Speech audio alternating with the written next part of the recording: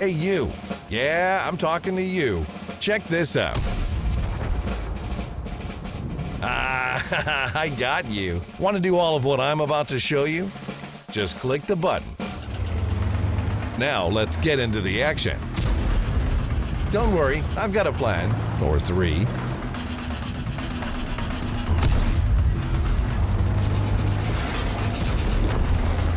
One down, two to go.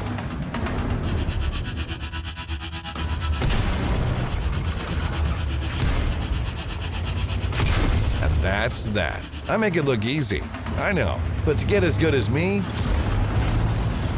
you need to study the art of winning.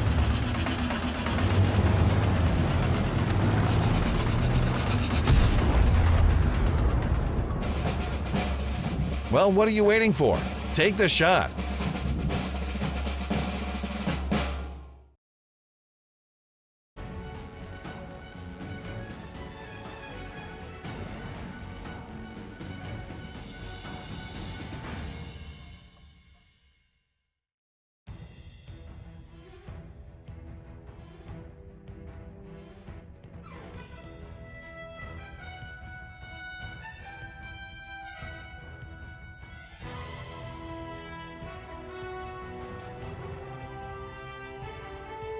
World of Tanks takes intelligence, dedication, and perfect strategy. So when you master the art of winning, no other win compares. Like winning a game show, winning at life, winning the championship, at whatever. World of Tanks. Play now on PC.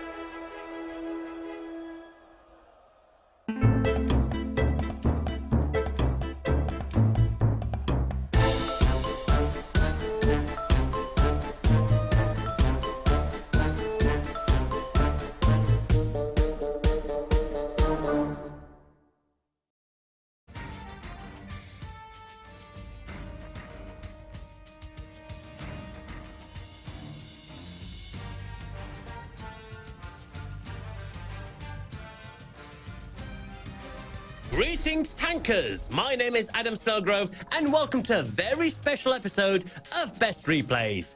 This week, we are at TANKFEST.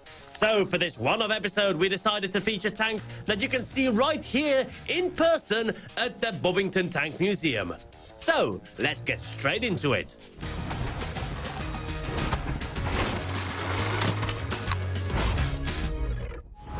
And finally, I can say, engines ahead full as we feature the mightiest of tanks, the one and the only battleship, the TOG 2. Commandeering this ironclad is the winner of our TOG weekend contest, Birkbok.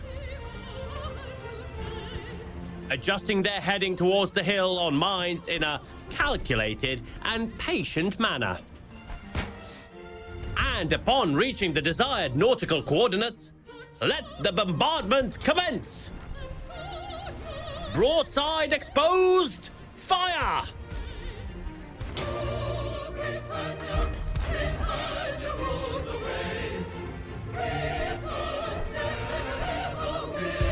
Battleship at 2 o'clock! Commence fire!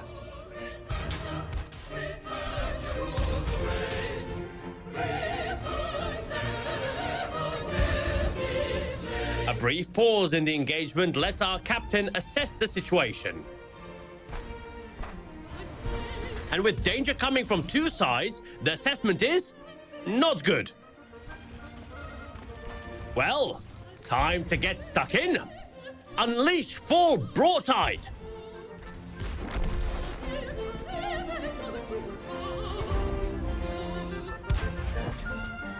Ha! A critical fuel storage hit.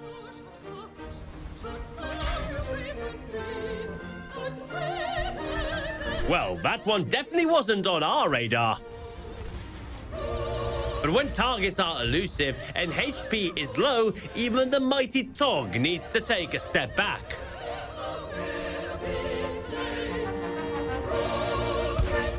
She cannot take it, Captain.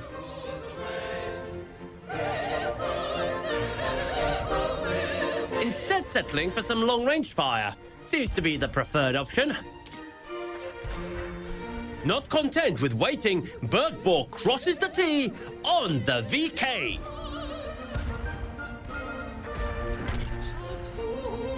And unleashes the full salvo against the base defenders.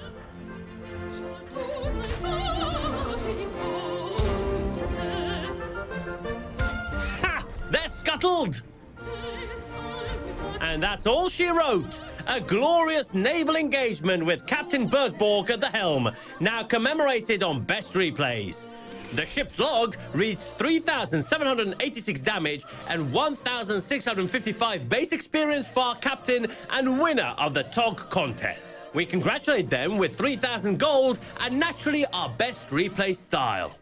Conveniently, it looks really good on a TOG. So well done once again. And that's it, fellow tankers. I very much hope you enjoyed this special episode of Best Replays, likewise our other TANKFEST content. And if you're on the scene at Bovington, come and say hi. Or you could search for that Action X hiding somewhere around. Anyway, I'm Adam Snellgrove, and I'll see you in the next one.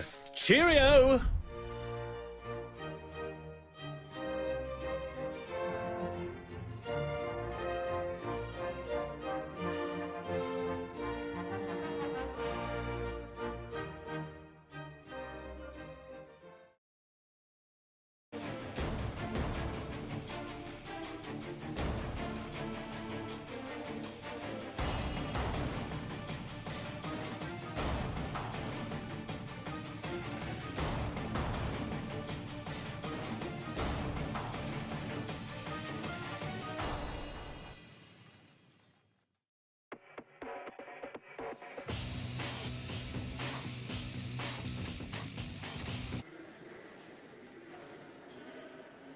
Hello and welcome to TANKFEST Online 2021. It's been a heck of an 18 months. I'm Richard Cutland from World of Tanks, and you're all very welcome. And my name is Richard Smith. I'm the director of the Tank Museum, and we're live from Bovington, which is the home of the tank. And what we're going to do today is we're going to bring you TANKFEST to your house. And that's because normally in each year we get somewhere between 20 and 25,000 people from all over the world come here to Bovington to see TANKFEST live. But with COVID and all the associated grottiness that goes with that, we know that's not possible this year, so we're bringing it to you. And over the next few hours, what we're going to be showing you is the best of TANKFEST 2021, including our live arena displays, which cover all sorts of things from the Second World War to the Cold War to the British Army today and explosive mock battles. And if that's not enough, we're also bringing you insights into museums from across the world from our friends who work in other tank museums, and we're going to bring you special guests who we're going to be talking to as the evening goes on. There are many ways to support the Tank Museum, and one of those during this live stream and also for a few days afterwards is going to be to purchase one of the special in-game vehicles. If you do that, part of the proceeds will be donated to the museum to maintain their incredible historic fleet. So really look at those and please consider doing it. And of course, there are a multitude of ways where you can support the Tank Museum. You can go across to tankfest.org and actually donate there. And also for this live stream, we've also got Twitch drops. For those of you on Twitch, the more you watch, the more you can get, with a chance for you to get a Type 59 or even the iconic Firefly. Everyone else can claim 3 days of premium time, and you can find all of this information in your Twitch chat. As I mentioned before, part of the proceeds from all of these sales will go towards the museum to help maintaining the fantastic fleet, and we'll keep you updated on the amount we raised later on in the portal, just for complete honesty and openly to see what we get there for you, Richard. So, Richard, it's been a heck of a year. We've had COVID, all the problems associated with that. So, firstly, how have you been, and how has your TANKFEST so far? It's been, well, the Tank Museum, yeah, we're a big public attraction, and we've had all the challenges that come with trying to work during COVID. And I'm sure everyone watching this today has got a legion of things which COVID made harder in their life. So trying to run a tourist attraction when over the last 18 months we've been closed for half of that time, it means that you're having to work harder to stand still. But it's also meant that we've had to work in different ways. So things like what we're doing today. We wouldn't have tried this without COVID coming along. Likewise, in terms of pushing out a lot more content onto our YouTube channel, we've realised that we can be a tank museum that reaches the whole world rather than just people who can physically come here into Dorset. So it's been great. And TANKFEST this year, it's been phenomenal. I mean, we've got 15,000 people here across the weekend. It's great to see them. We've had a fantastic time, and there's nothing quite like seeing the vehicles moving, feeling the ground shake, smelling the great smell of diesel as they go through, and it gives us the opportunity to really enjoy ourselves. It's what we're here for. So we find that TANKFEST, it reminds us we're not a museum of statues. I think that's probably the key thing to take away from that. And hopefully everyone watching this at home will see that these vehicles, these really count. These are vehicles which change the world. They change the way that people relate to military objects. If you look at the gaming world, the fact that they're there as well, these things make a huge difference for us, and seeing them live is awesome. And the next best thing to being here physically yourself is being able to see it online. So for those of you that are unfamiliar with the Tank Museum, we're now going to have a little look and introduction to the Tank Museum. Yeah. So up next is our introduction to the Tank Museum. The Tank Museum, Bovington, UK. The home of the tank. The home of TANKFEST. And home to one of the finest collections of armour in the world. The Tank Museum tells the story of the tank and the people that served in them.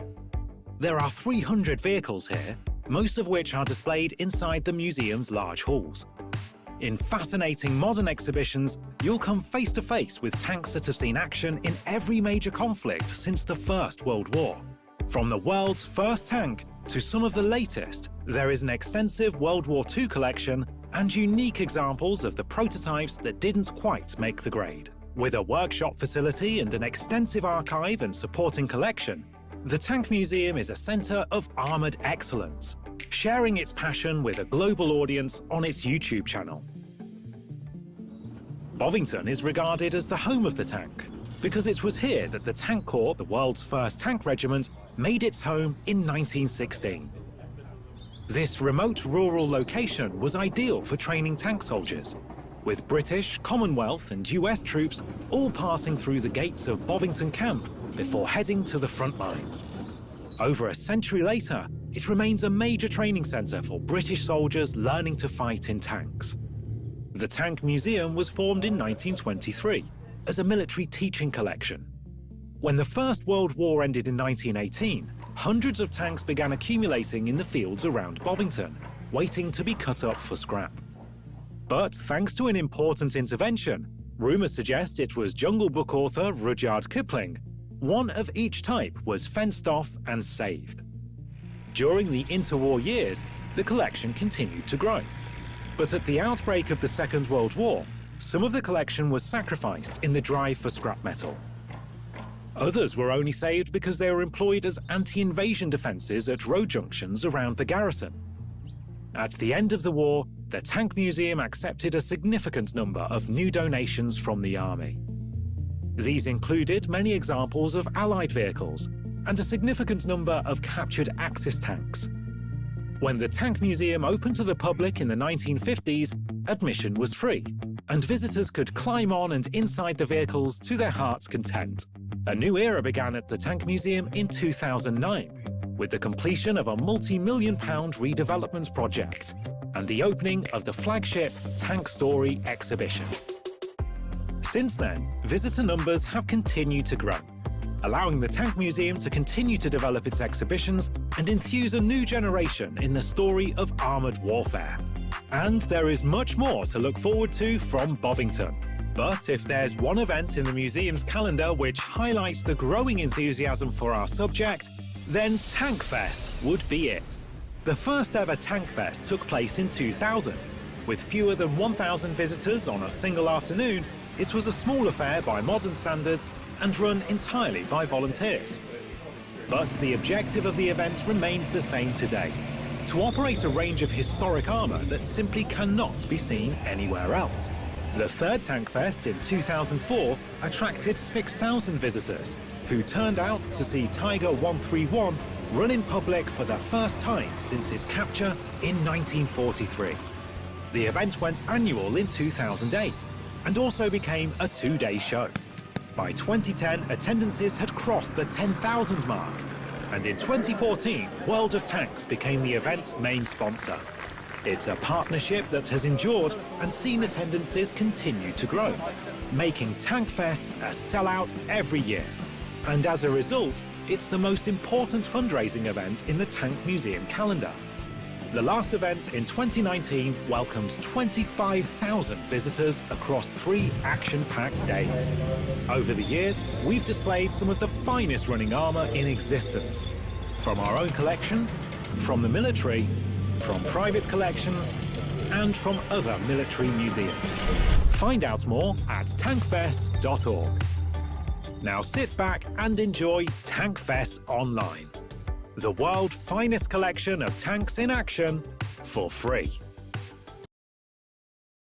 Now, TANKFEST Online is all about raising funds for the Tank Museum. And to do that, in World of Tanks, we've released for a very limited period some of the premium vehicles available to us. Now, during this segment, we're actually going to look at some of those vehicles, starting off with something which every World of Tanks player knows, of course, the TOG2. And it's become a bit of an icon in game, Richard. It has. It's got its own kind of special cult following over the last few years. And it's interesting that we've put it in this corner here, and it's been here in this corner of the Tank Museum for 14 or 15 years. And we put it here primarily to get it out of the way, and it was and we couldn't put it anywhere else. It's so big and the tracks are busted, it's impossible to move. We actually got it here by soaping the floor and pushing it, and no one cared about it until it appeared in World of Tanks. And it's a wonderful example of a vehicle that's got its own special story behind it. You know, this is made by the original manufacturers, the original designers of the very first ever tank. So it's got its own place in the story of armoured warfare, but it's an obscure corner until it was brought to life in the World of Tanks game, and suddenly everybody cares. And it's a wonderful example of how a video game can change the way that people relate to an artefact. Now, the TOG2, as you can imagine, is all about size, and probably some more size. So if you want to take command of this monstrosity in the virtual battlefield, go across now and purchase the premium in-game. And again, part of those proceeds are going to be donated to the Tank Museum. It's a large, heavily armoured and overwhelming beast that takes a lot to stop, with a huge amount of hit points. It's not built for speed, but the fast-firing 17-pounder gun with tons of shells in reserve will ensure you're primed and ready to hold your team's defensive line. Don't forget, with every purchase of one of these TANKFEST specials, we're donating a part of the proceeds to help support the Tank Museum. So, Richard, a question which has cropped up. What do you think the chances of ever getting TOG2 back to a working, running condition are? Well, it depends on your perspective. So, I like football, and I've always liked Liverpool Football Club. And deep down, I think I've got a genuine chance of playing for Liverpool. But some think, and the general consensus is that the chances of TOG being restored to running order are remarkably similar to my chances of playing for Liverpool. So, and to do this vehicle, absolute pig of a job. It's in bits. It hasn't run anywhere in the best part of 100 years. Well, it's and the practicalities of this as a restoration job would run into millions. It's really just not doable. So that's a no, I take it. That's a if Jurgen Klopp calls me up, the money will go into getting TOG2 running. And it's now time to go live across the arena for the first part of our arena displays. Good morning, one and all. So we're going to demonstrate a battle, a skirmish, from the early part of World War II. Not very early in the war, because the Americans were involved, but while the Germans are still managing to stay ahead of the game and are still using blitzkrieg, and we're going to demonstrate how that works a little. So if you'll bear with us a moment while we're setting up, there is a half track being backed into one of the arena entrances to collect an anti-tank gun, and we have a reconnaissance patrol in the arena.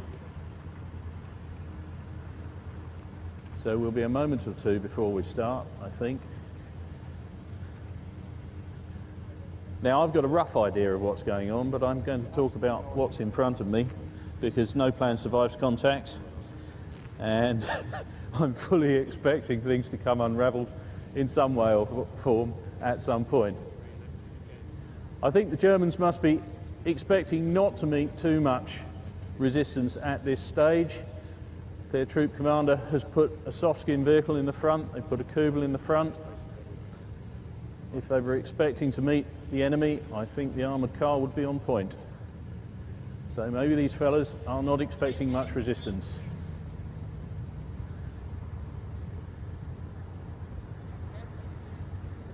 But what we have here is a fast-moving reconnaissance unit who are just scoping out ahead of the main army to see what resistance they're likely to find.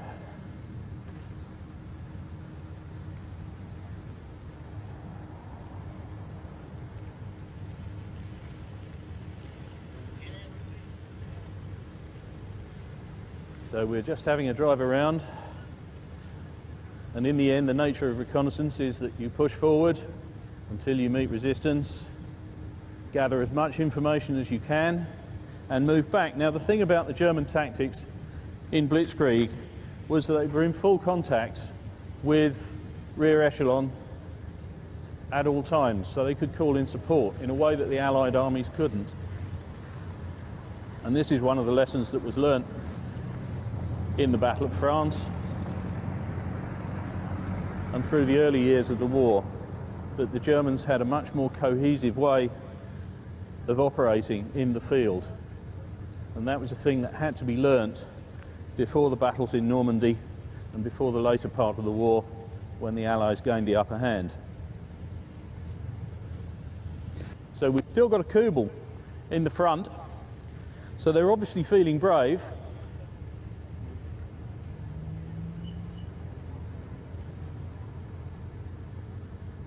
I don't know what we're going to be up against.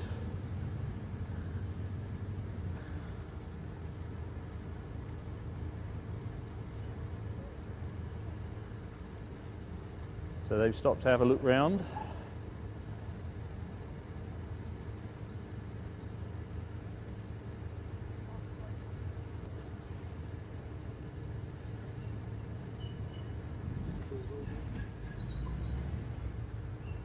A little bit of a conference going on, a little bit of a look at the map.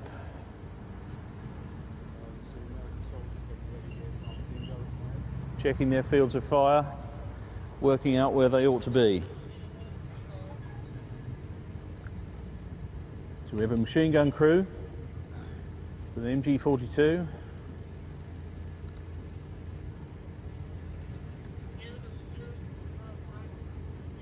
Otherwise known by British veterans as a Spandau.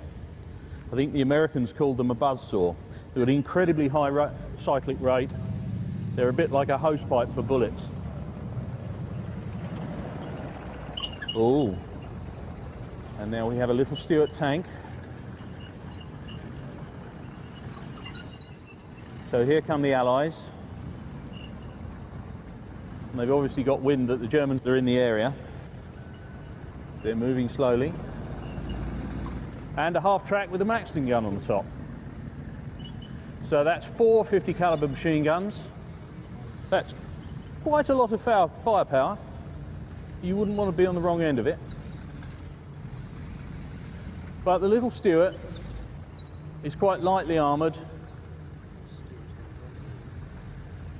Called by the British a Honey because they had Cadillac engines in the back and they drove very much like a motor car, unlike a tank with a radial engine, which can be quite a handful because they have a flat torque curve. The little Stuart drove very much like a motor car with an automotive torque curve.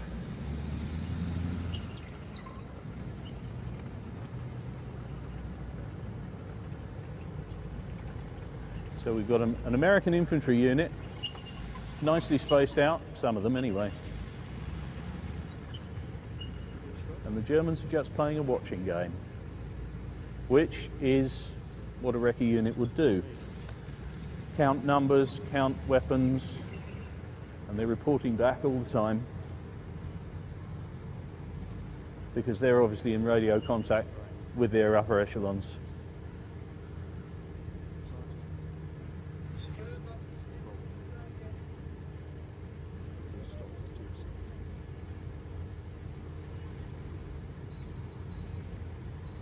So very much a waiting game at the moment. Not sure if the Americans actually know that the Germans are there. Not yet anyway. They'll know all about it in a minute.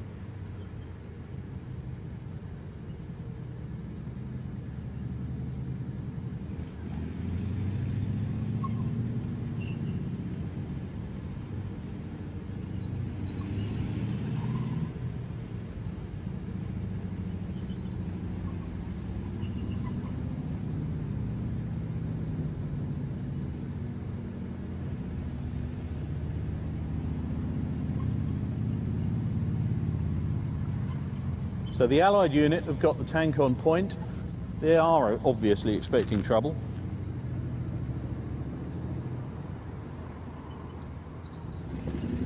So all we can really do now is wait and see what happens. Now the Germans have clearly decided that this is time to start firing. It's an ambush situation, and the Americans have only just realised what's going on. Do you hear the high cyclic rate of the NG-42? Much higher than anything that the Allied armies had at the time.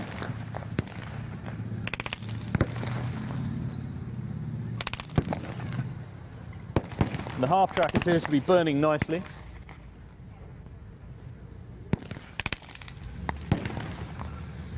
Now I should imagine the Germans right now are calling for support, because on the face of it they look fairly outnumbered. But the thing about Blitzkrieg was that they could call in for air support, they could call in for long-range artillery.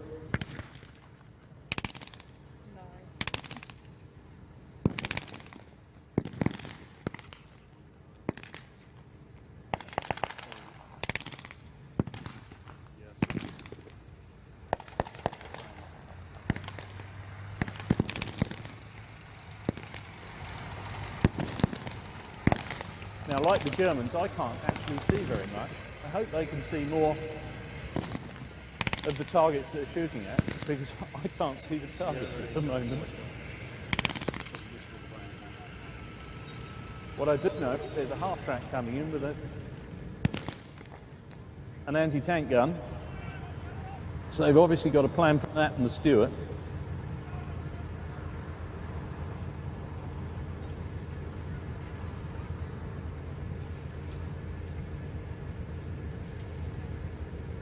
And the German crew unhitching their anti-tank gun, getting ready to manhandle it into position.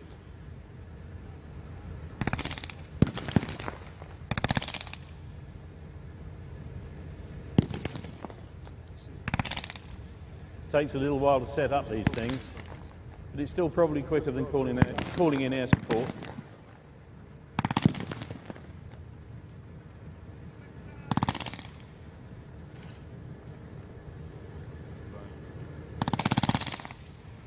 And the MG-42 still keeping the Americans' heads down. You really wouldn't be moving them about too much without squinting away at you.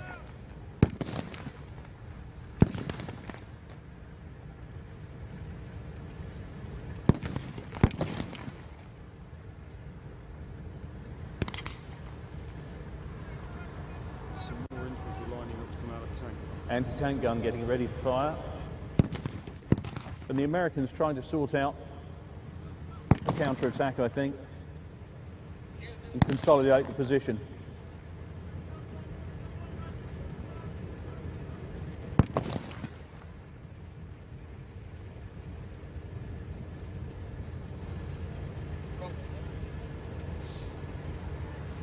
More infantry coming in from the tank on now. So the Americans will be wondering how they can get round the outside of the Germans, see if they can outflank them. And we've got a Dingo armoured car coming into the arena with some more American infantry, so they've called in support.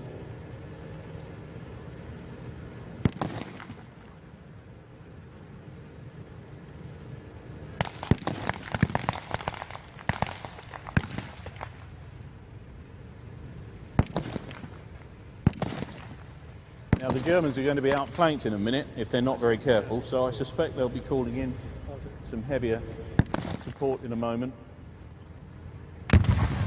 There we go. I recorded it.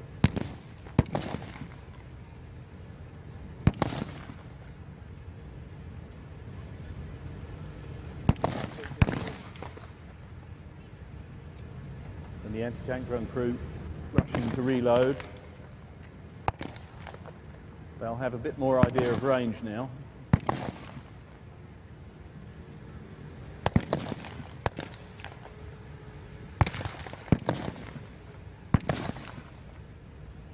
The Americans moving forward.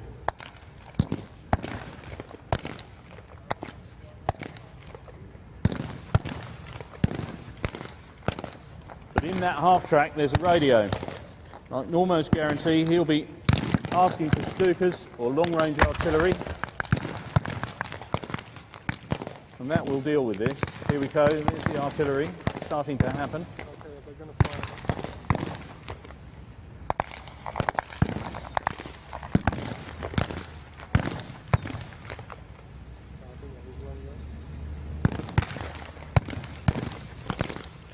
And we have a Panzer III. Now this would be more than a match for anything that the Allied forces have got. So they've called in armour.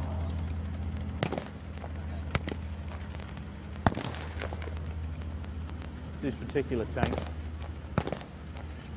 actually served with the Africa Corps, I believe.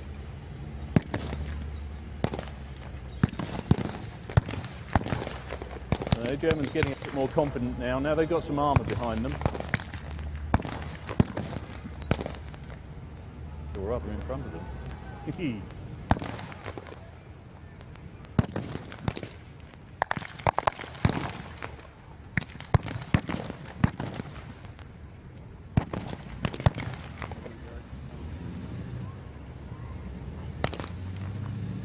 I was waiting for that Stuart to move. It was a bit of a sitting target there.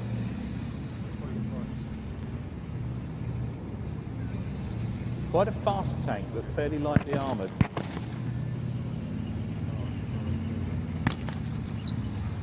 And not very heavily armed either. 137mm gun. Not really a match for a Panzer III.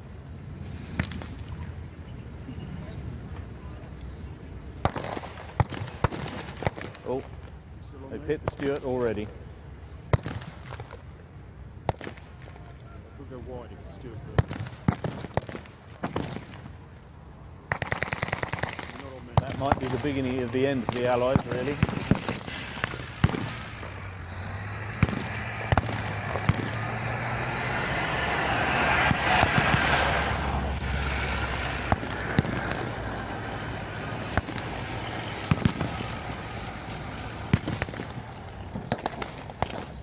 Now the Americans really are going to have to pull back. They've been outflanked and outmanoeuvred, and the Germans have got all the heavy support they need now.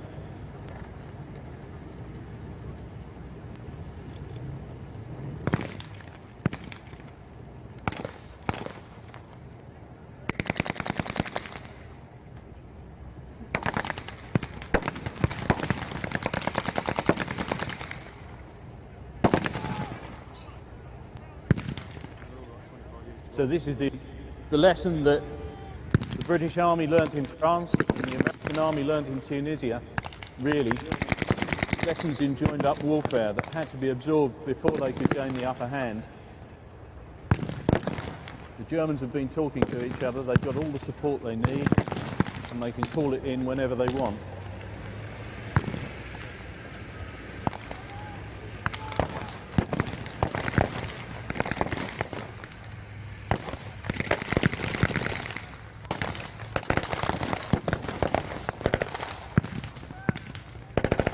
Americans trying to organise a fighting withdrawal, fire and manoeuvre as the Germans advance.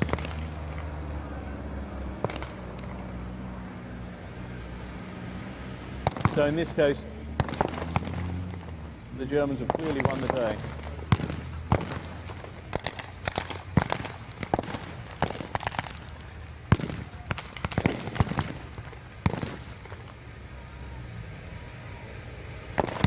Germans continuing to advance, giving themselves covering fire, and using the American half-trackers as cover.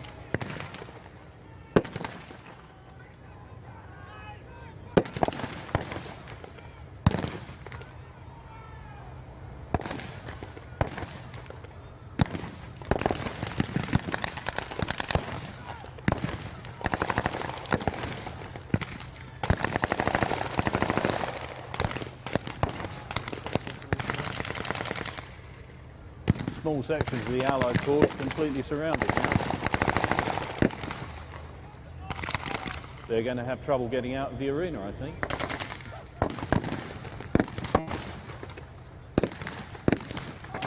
Better wish them better luck next time.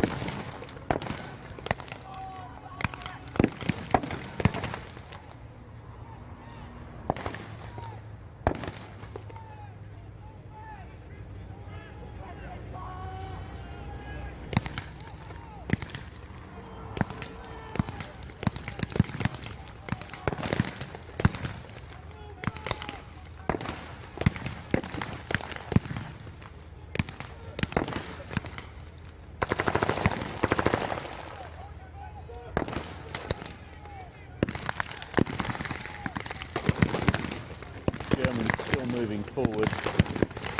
They've got the Allied unit completely on the run now. Their position is well consolidated. I don't think there's much chance of a counter-attack until the Allies have got well out of the way and they can have a rethink.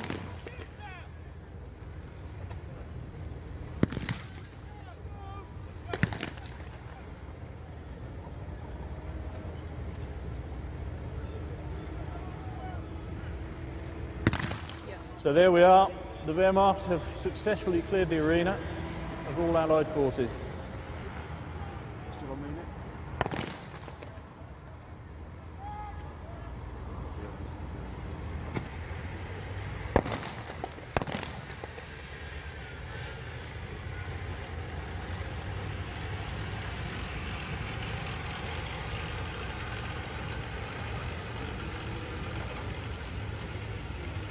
Hopefully that's a good example of joined-up warfare that the Allies had to learn before they could come back. And later this morning, we'll have the boot on the other foot, with a bit of luck. And the Allies will be using their wirelesses and their close support weapons and so forth to beat the Germans.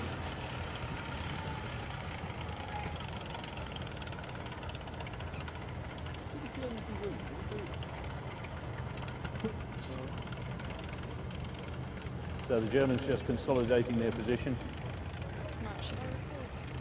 Yeah, you could do it. Having victory celebrations and so forth. Well, if you're getting anything good, yeah, sure. Ladies and gentlemen, that was the early war battle. Thank you very much.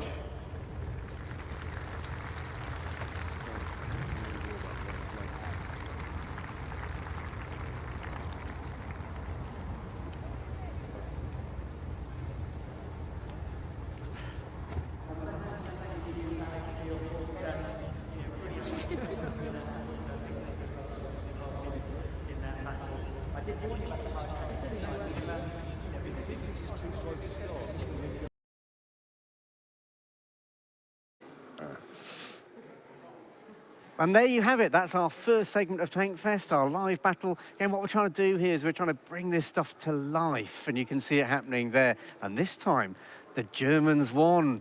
Ooh, doesn't happen very much at TANKFEST. Richard, over to you. So I am, with great honour, going to introduce our first guest of the live stream, a man really that I don't think needs much introduction whatsoever. Military history enthusiast, the legend that is, and the star of Combat Dealers, Mr. Bruce Crompton. Hi, Bruce, how are you? What can I say about that introduction? Was that a good the introduction? legend part, very, very good. Richard, it's fantastic to be here, and it's wonderful to be invited here to do talks to the people that come to this wonderful museum. And I've expressed from the outset how important it is. So thank you very much, because I've had a bit of time out. As you know, I had a bit of a bouncing accident with a parachute, but I'm back, I'm fit, and I'm back to get involved with everything. So thanks for inviting me. So, Bruce, we've seen you all over the TV over recent years, all this kind of stuff, and you've been a long-term collector of military artifacts. What first got you into collecting military stuff? Since when I was a mascot for a TA unit when I was a very young boy, but then obviously in the early 70s, I actually was reading a book and I saw in the picture a Spinnwagen, which is a German Volkswagen amphibious vehicle. And it was this one vehicle that I just dreamed about. Then in the mid-80s, I managed to acquire one. It was being used by the monks in a monastery in France to go and get their veg. I got it, I still got it, and that's where it started for me. But the restoration part is my real passion, because we're bringing vehicles to life. And also, I'm able to share it with other people. That's what we do with combat dealers. Fantastic. You once told me, Bruce, about the very, very first thing when you were a very young boy that you ever collected. You just share that The story helmet. with that. That's Yeah, the right, one. okay. So, when I was 11, I was just leaving primary school. I'm a bit of a scallywag, right? Anyway, I used to walk past this bloke's garden, and in the bottom of his garden, there was a greenhouse, and I could just see over the wall, and there was a German helmet in the greenhouse with daffodils running out of it. And I'm thinking, oh, what am I going to do? I couldn't get over the wall, weren't strong enough. So the last day I was going to walk past, I thought, I went and knocked at the door, and the bloke came to the door, and he went, walking. I said, listen, mate, you've got a German helmet in your greenhouse. He went, what are you talking about? I said, can I buy it? I didn't have a tanner. That's sixpence for everybody that doesn't know, right? So he went, wait here, disappeared, came back, he went, there you go, and give it to me. And that's the first thing I ever collected, and I've still got it now. It's my pride of place and one other thing, outside Churchill's bath, and that helmet I'll never get rid of. So you've probably preempted half of the questions. So apart from that helmet, Yeah. of all the things you've got in your collection, what's the most important one to you? I have to tell you, that the Swinwagen has always been my passion, but I'm really into the Hetzers. We're just completely restoring. My Hetzer was knocked out in April 1945. You've got a fantastic time capsule here, which obviously you've been kind enough to let me copy parts and bits and pieces out. But then there was one vehicle that went after that Hetzer, right at the end of the war. It's called a Hetzer Star, and it had a Praga diesel engine in. Now, I'm scaring the world. I've got the clutch plate for one, so far, but really, I'm really into those small Hetzers. They're fantastic.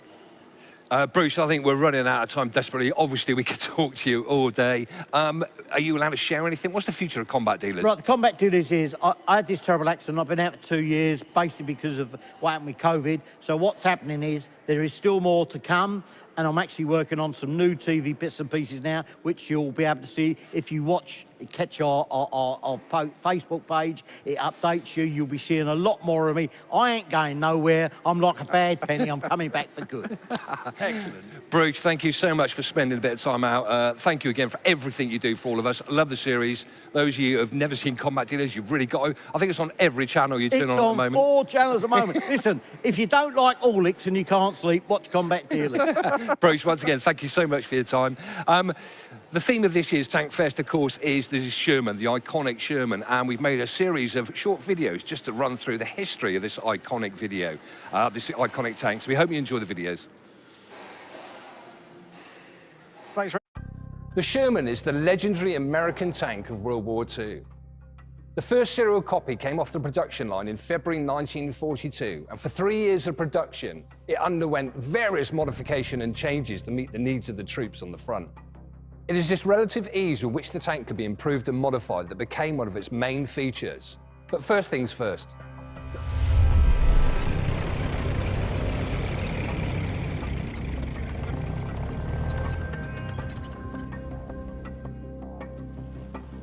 By the beginning of World War II, the Americans had only M2 medium tanks and its modification, the M2A1. It was armed with a 37mm gun with a small yield high explosive projectile and was only slightly armoured. It was decided to develop a new tank, to install a 75mm gun and to increase the thickness of armour almost twice. This tank became the M3. However, the M3 did not satisfy the military already at the design stage. At that time, there was no turret in which it was possible to install the powerful 75mm gun.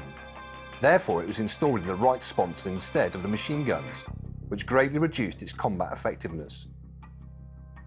In addition, the tank's hull was too tall, making it a large target. Therefore, in August 1940, even before the M3 had come off the assembly line, the military had set out a list of requirements for a new tank to replace it. However, work on the design of a new tank could only start in February 1941, after the M3 was sent to production. This tank was far from perfect, but it was utilised as the combat conditions required anything with a 75mm gun. In September, the prototype of a new tank, the T6, was ready. The new tank inherited from the M3 the lower hull, the construction of the powertrain, the engine, and also the 75mm Mark II gun with a stabiliser. which allowed for more efficient fire on the move. But at the same time, it was favourably different, having a sturdy and lower hull, a new transmission, suspension, and most importantly, a cast turret with a 75mm gun. The prototype had successfully passed the test. It was quickly standardised, and in February 1942, mass production was started with small changes. The tank received the designation M4. In the British Army, it was nicknamed Sherman in honour of the American general of the Civil War, William T. Sherman. The very first serial Sherman was sent to the American Army for evaluation. The second, with the memorable inscription Michael, named after the head of the British tank mission, Michael Dewar, was sent to the British Army. By the beginning of the serial production of the Shermans, the new long-barreled M3 guns were not yet ready. So this early M4A1 had a short M2 gun installed. The new turret was designed specifically for a new gun. So the M2 had a counterweight. This is clearly seen in archive photographs. Subsequently, the M4 was fitted with an M3 gun with a longer barrel, which already needed no counterweight. The process of improving and developing the Sherman did not stop until the end of the war. In fact, the American consultants travelled with the vehicles to both the Soviet and the British armies to assess their combat effectiveness. There was a high demand for tanks. The United States, Britain, the USSR and other allies needed new tanks as soon as possible. Therefore, Sherman assembly began not only in the tank arsenals, but also locomotive and car building factories. These factories used different techniques for manufacturing the hull, installing different engines and so on. Therefore, there immediately began to appear different versions of the tank. Initially, the designers assumed that the tank would have a cast hull, but because of the difficulties in mass production of castings of this size, only the M4A1 received the cast hull. For the other variants, the M4, the M4A2, A3 and A4, the hull was welded from sheets of rolled armoured steel. The first engine fitted to the Sherman was a D-rated Continental star-shaped aircraft engine with an output of around about 350 horsepower.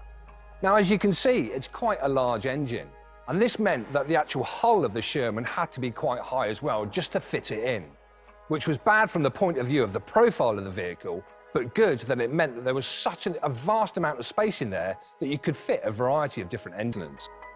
In general, Sherman was a very good tank for the military at the time. According to the British military, the appearance of the Sherman in North Africa played a significant role in the victory at the Battle of El Alamein in October 1942. The tanks showed themselves very well, demonstrating good reliability, manoeuvrability, plus adequate armament and armour. Powerful at that time, the 75mm gun allowed the Sherman to fulfil its direct purpose. That was to support the infantry and also engage and destroy enemy positions. At the same time, the M4 could effectively withstand the German Panzer IIIs and IVs. However, there were significant shortcomings. One of them is the vulnerable ammunition storage area. The ammunition was located in shelves above the tracks, and when the Sherman was hit and penetrated, it frequently caused detonation of the shells. But the main problem was the meeting between the Sherman and the Tiger in February 1943. The M4 could not compete on an equal basis with this German monster. Both the British and the Americans overcame these problems by two of the most famous modifications. The first nicknamed the Easy 8, and the second the much-loved Firefly.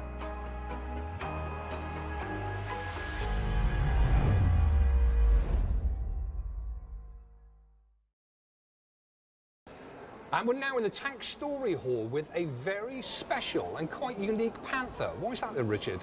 Well, this Panther, it's the Tank Museum's Panther, so of course it's a special Panther. But this Panther is quite an unusual one. This one is British made. It's one of a batch of Panthers made right back into the Second World War, after effectively the British captured the German production line. So we kind of turned the handle a few times to see what comes off. So there's a plate on the front of this one that says it was made by the Remy, or under the supervision of the Remy.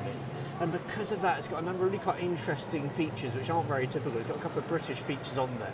But it's your archetypal kind of big, complicated, beautiful and expensive German tank that it looks stunning, they're lovely things, but it's a war-losing tank, like all the other German tanks. And for a very limited time during TANKFEST only, you can actually take to the battlefield in another iconic Panther, the Britannia Panther. This is a Panther with a unique history, seeing service with the French. As well as good mobility, this versatile medium can take plenty of punishment and pack a punch of its own, with a high rate of fire and good penetration. And don't forget, with every purchase of one of these TANKFEST specials, we're donating part of the proceeds to help support the Tank Museum.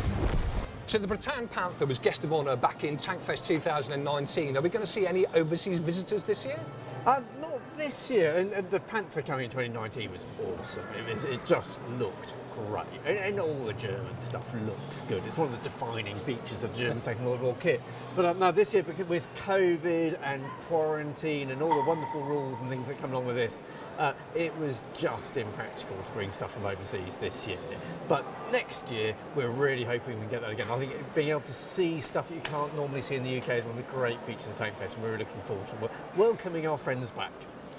And we're now going to go, talking of our friends, across to the very first of our top 5 videos from museums around the globe. Welcome to the French Tank Museum. We are based in Musuem. Our friends asked us a top 5 tanks, but with 200 vehicles in exhibition, it is quite hard to choose. So we will present you only French vehicles in chronological order. The Saint-Chamond is one of the oldest vehicles in our collection, and was one of the earliest French tanks. It was first used in 1917 during the First World War. This tank, which was named Fleur d'Amour, or Love Flower, is the last surviving Saint-Chamond of the 400 that were built. She was recently restored to be drivable for the First World War centenary commemorations. The Saumur S-35 was one of the best French tanks in 1940, when the Third Reich attacked France. Air gun and armor were superior to the German Panzers, but her single-person turret prevented the tank from being as effective. This Saumur is the last fully working example in the world. She was delivered to the 2nd Regiment of Cuirassiers. She is painted with the insignia of her regiment, the Sun. This Panther was a trophy of war. It was captured in 1944 in the east of France by the French 2nd Armored Division after the Battle of Dompierre. This is why there is a huge badge of the division painted on the tank, to avoid friendly fire. After the war, this Panther spent 30 years in Paris to commemorate the victory, before joining our collection. The AMX-50 is the biggest French tank at the Musée des Blindés. This prototype was conceived to overcome Soviet tanks at the start of the Cold War. Its autoloader allowed it to fire more quickly than all other tanks. However, due to a lack of resources and, above all, the rapid evolution of projectile technology, the program was abandoned. This is the last surviving AMX-50. The final tank is the AMX-30B2, because this year we have been commemorating the 30th anniversary of the Gulf War, in which the AMX-30 participated. This tank has been repainted in the colors of the Daggett Division, which was deployed to the Gulf. The AMX-30 remained highly effective throughout its service, thanks to several upgrades, until it was replaced by the Leclerc tank. We would love to welcome you to the Saumur Tank Museum. Please visit our website, Instagram, and Facebook. Our museum is open all year. We hope to see you soon. Many thanks to the Bovington Tank Museum, and bon TANKFEST à tous. What a great museum. That place in Saumur is, they've got a genuine case for saying that they're the second best tank museum in the world. I think they've got some cracking stuff. And actually, they've been really kind to us over a number of years now of sending vehicles to TANKFEST. That Saint-Chamond was the first one that came to TANKFEST, and it was just as, and I love my First World War history, and seeing a Saint-Chamond go around the arena at TANKFEST was an absolute highlight for me. But and you're a regular. Yeah, there, we've been, I mean, copious amounts of times down there. We obviously worked with them with the Panther, bringing it to TANKFEST that year, and also, like you say, what an incredible museum. We did a lot of research of, funnily enough, on the AMX range down there. Their collection of AMXs is absolutely second to none. And also, I think the bonus, of course, with it there is what a beautiful region to visit. Absolutely. Oh yeah, certainly it's buried, you know, deep in the Loire Valley. We tried to have a family holiday once down in France, and I started singing the praises of the Loire Valley to my wife about the wine and the chateaus and the countryside. But I kind of went a bit overboard, because then she started saying things like, "Is there a tank museum there?" And then we didn't get to go on holiday to the Loire Valley. But there was a happy ending to the story, because my next suggestion was Normandy, because she didn't think I'd try it twice, and I got to go to Normandy instead. So everybody wins. But what's your favourite stuff in Saumur then? I mean, my other half is absolutely dead keen on horses. We have a couple of horses at home, so of course my next job is to persuade her to come. And when she sees the region, obviously it's very famous. It's got the Cavalry Museum there as well. It's very horsey oriented. So, and then you win. I don't think there's a problem. However, like you say, I think it may be where you slip in that suggestion of going to visit the Tank Museum while you're there. Maybe a bit of an issue. Excellent. Now, you're watching TANKFEST 2021 online live from the World of Tanks stage here at the Tank Museum in Bovington in the south of England. And next up, we have World War II armour on display from our arena, presented by our very own David Willey. Incredible Second World War vehicles. We're a bit used to seeing tanks. Some of you down here perhaps for the first time. Some of you, if you've seen some of these tanks running around before, you know we've got some amazing things that run. But where else in the world are you going to see a running Hargo? You're not. So this one here coming on, this is a Japanese tank designed in the early 1930s, often compared to the Stuart tank, the Americans. Actually, it's almost a decade ahead of the Stuart.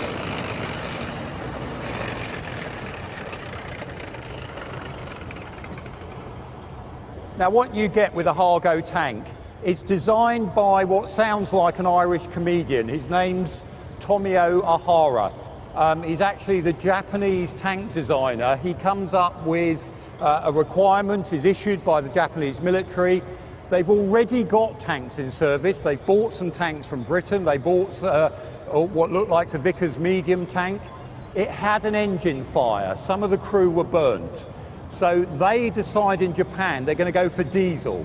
So this has actually got a Mitsubishi diesel engine in the back. It's got a 37mm gun. It's not that high velocity. It's got a new suspension system developed by Tomio Ahara. It's called a bell crank suspension system, and they put it into production. It sees action from the late 1930s onwards, and it's very successful from the point of view of the Japanese, because basically it's not fighting much other armour. The Japanese then concentrate their resources on building ships, because again, as a maritime nation, island hopping, tanks take second place in their design process.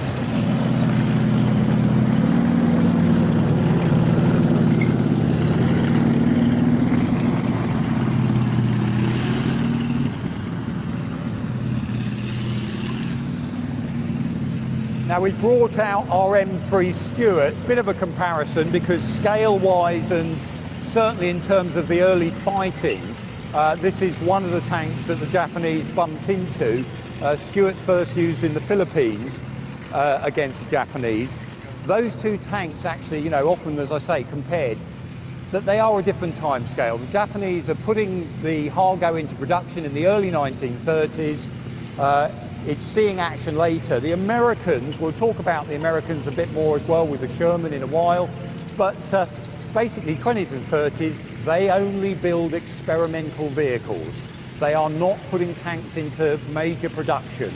The heads of the American Army, whenever Congress comes along and slashes their budget in the Depression era, they try to hang on to men, so in other words, personnel, and not worry about building equipment. But they test things. and they test suspension systems, they test engines, they trial different sorts of vehicles, but don't put much into production. They follow the British, they have a small mechanised force experiment in 1930, but finally, when they realise war's coming, only then do they commit for what is called standard production. In other words, the vehicle is given a stamp, and instead of being an experimental or a T vehicle, it becomes an M vehicle, hence M3. It's the third model light tank the Americans decide to build. Radial air engine in the back, which means it's got to be high, 37mm gun as well, and very quickly they realise it's a bit cramped, it's a bit hot, it's a bit sweaty. So many of these American vehicles, though, the great thing is they can develop them. And later in the war, you end up with a version of this called the M5. And how do you tell the difference? Look at that stepped front. The driver is looking forward on this earlier version. The later ones, his head comes out a hatch on the top with a big steep glacé plate on the front there. So there's two adversaries, both absolutely rare classic, early war, that one, M3 there, the Hargo, found on a Pacific island, restored by Oliver Barnum and his team. Go over and have a chat, you can see that later on, talk about their development. Very original. There was lots of things in that vehicle when it was recovered. They'd still got magazine racks with ammunition in, things like that on the inside of it. Lined with asbestos, can you believe, to try and keep the heat down inside. Luckily that's all been stripped out, you'll be pleased to know, so the crew's okay in there. And the other one to look out for on that Hargo as well, on the back there's a load of rivets. One of those rivets is actually a button. If you press down on that rivet, it rings a bell so you get the driver's attention. So you don't order up a drink or anything, it's just if you're the infantry following, you know that you can communicate with the driver.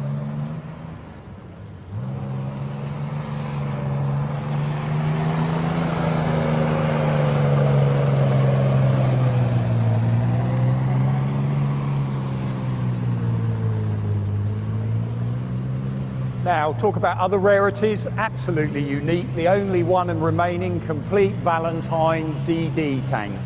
So this is what all the Allied crews trained on before D-Day. They actually land in Sherman DD tanks.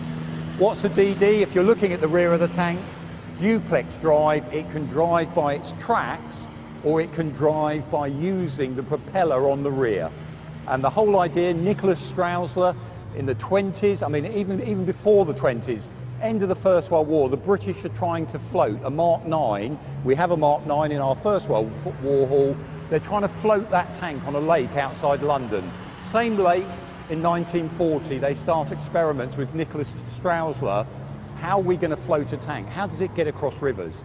How are we going to let that tank come across off for a landing craft? Because we know the infantry, when we get back into Europe, are going to need fire support very quickly on the beaches. So we're going to have to land a tank somehow. So Nicholas Strausler, he's an emigre Hungarian working in Britain. He comes up with the idea, first of all, of flotation tanks, too wide to go on a landing craft, very vulnerable. Then he thinks of the idea, let's have a flotation screen. If you raise the screen up, it displaces enough water to allow the vehicle to float.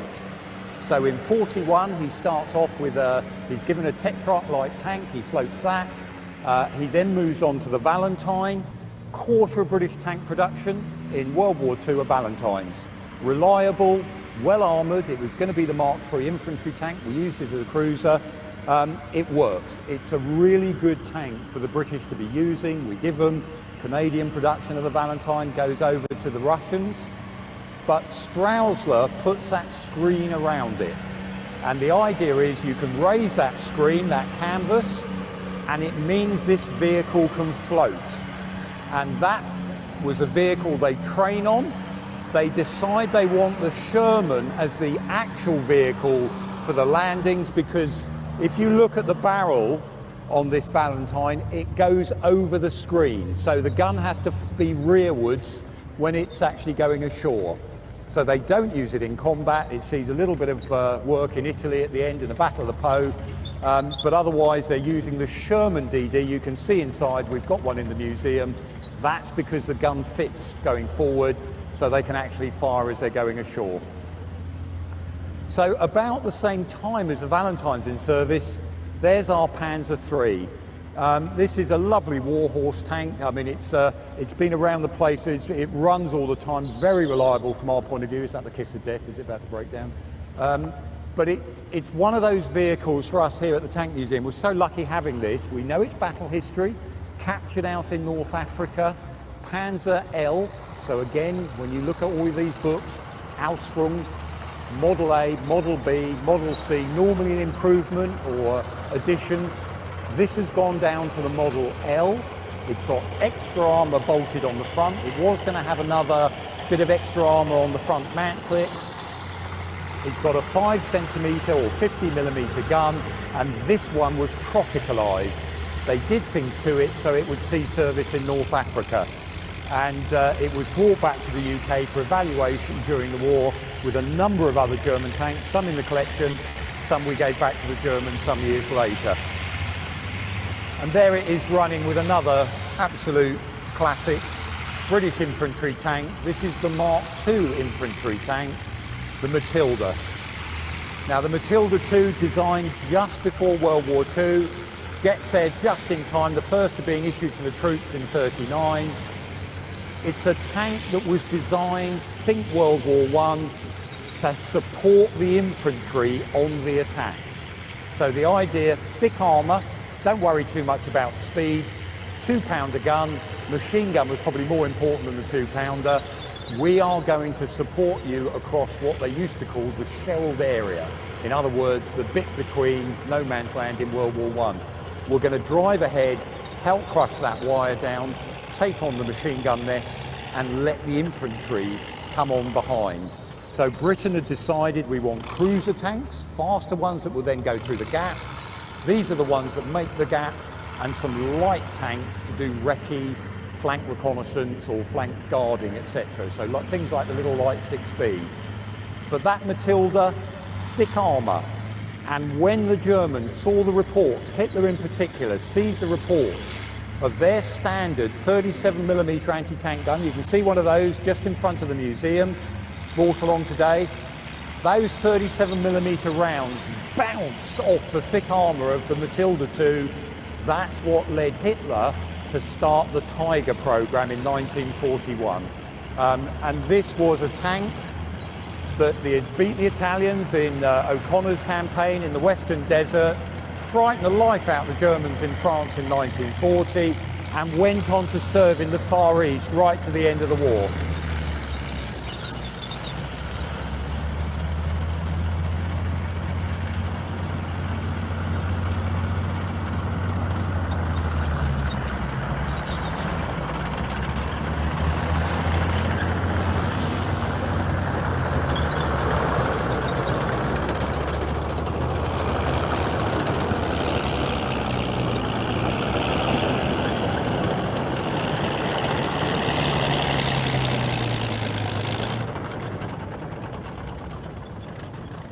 Now basically 2 AEC bus engines in the back powering that vehicle. And one of the issues with British tanks early in the war is the idea of how do you power them. The Americans decided to use aeroplane engines. In Britain we ended up having to twin diesel bus engines to get enough power. And a bit later on we're going to see how we came up with a solution to that by using the Spitfire engine in a tank. Now that Matilda II, thicker armour than anything else on the battlefield at the time. Bit of a tight turret, commander and gunner in there, drivers right down the front.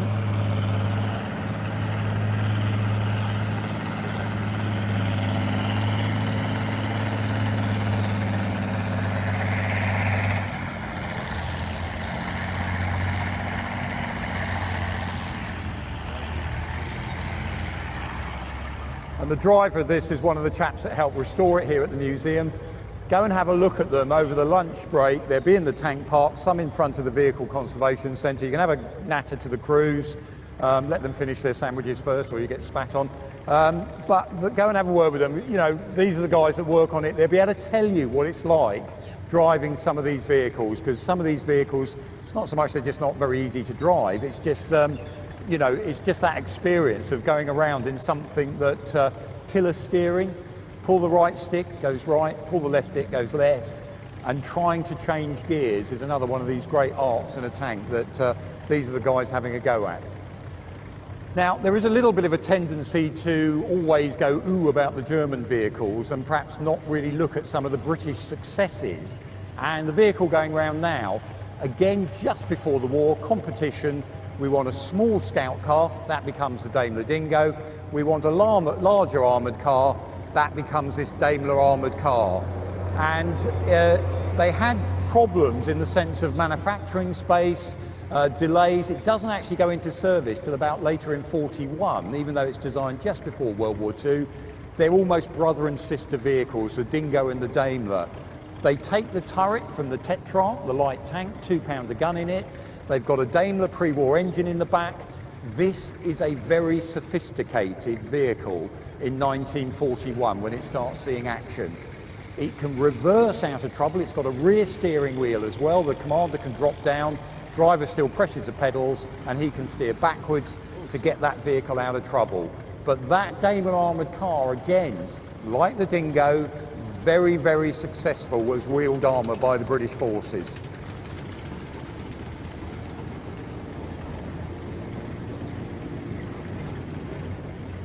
Now this one's something called the M16 half-track, followed by the SDKF-7 half-track.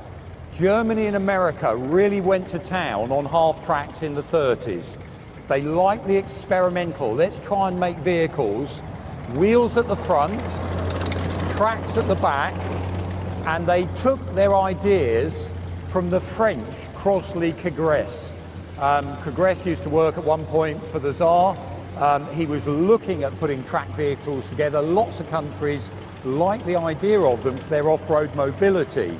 The German SDKF-7, it's used to really tow guns, artillery pieces. This is a late war version of it.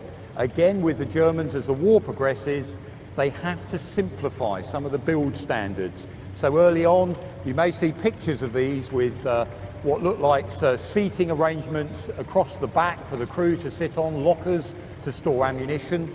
Later in the war, when this one was built, they're doing a very simpler wooden body on because they need to produce them quickly.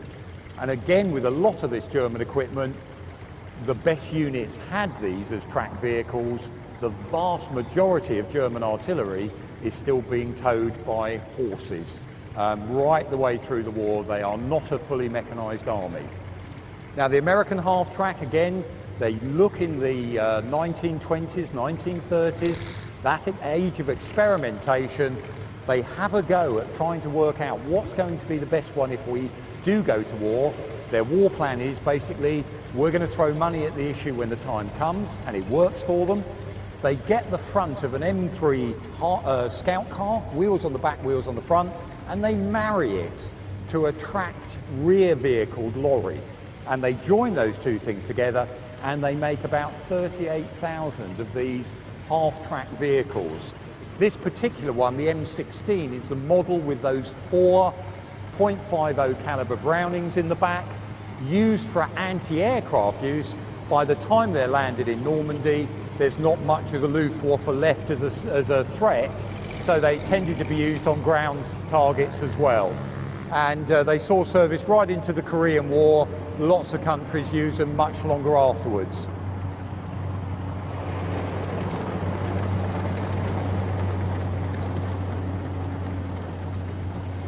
Now the SDKF-7, privately owned by Bruce Crompton in his collection. People say, where do these things come from? That one, after the war, there was a pair of them being used in a French quarry.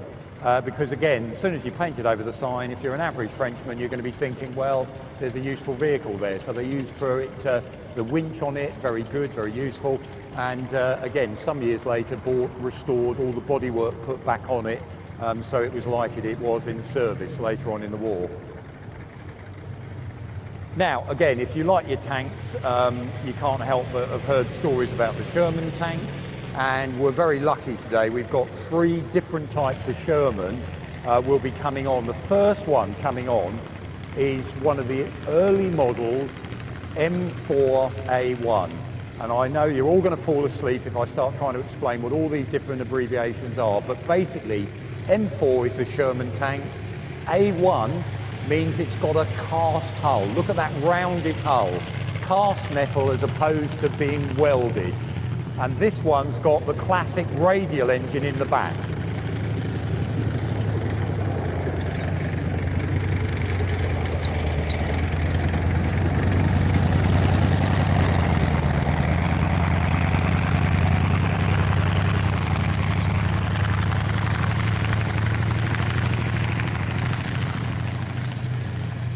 Doesn't that sound good?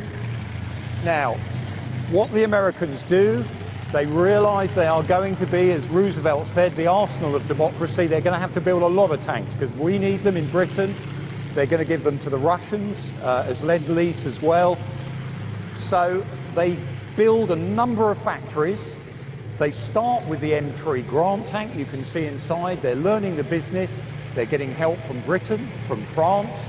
French casting engineers help with those original castings on the M3 Grant tank, but they're going to build so many, they can't just have one engine type, so they're going to have to go, and also, you know, radial engines like this are wanted by the US Air Force, so they're going to have to find other ways of powering these tanks, hence M4, A2, A3, etc. As you look at the other models, it's really about different engines that are being powering them.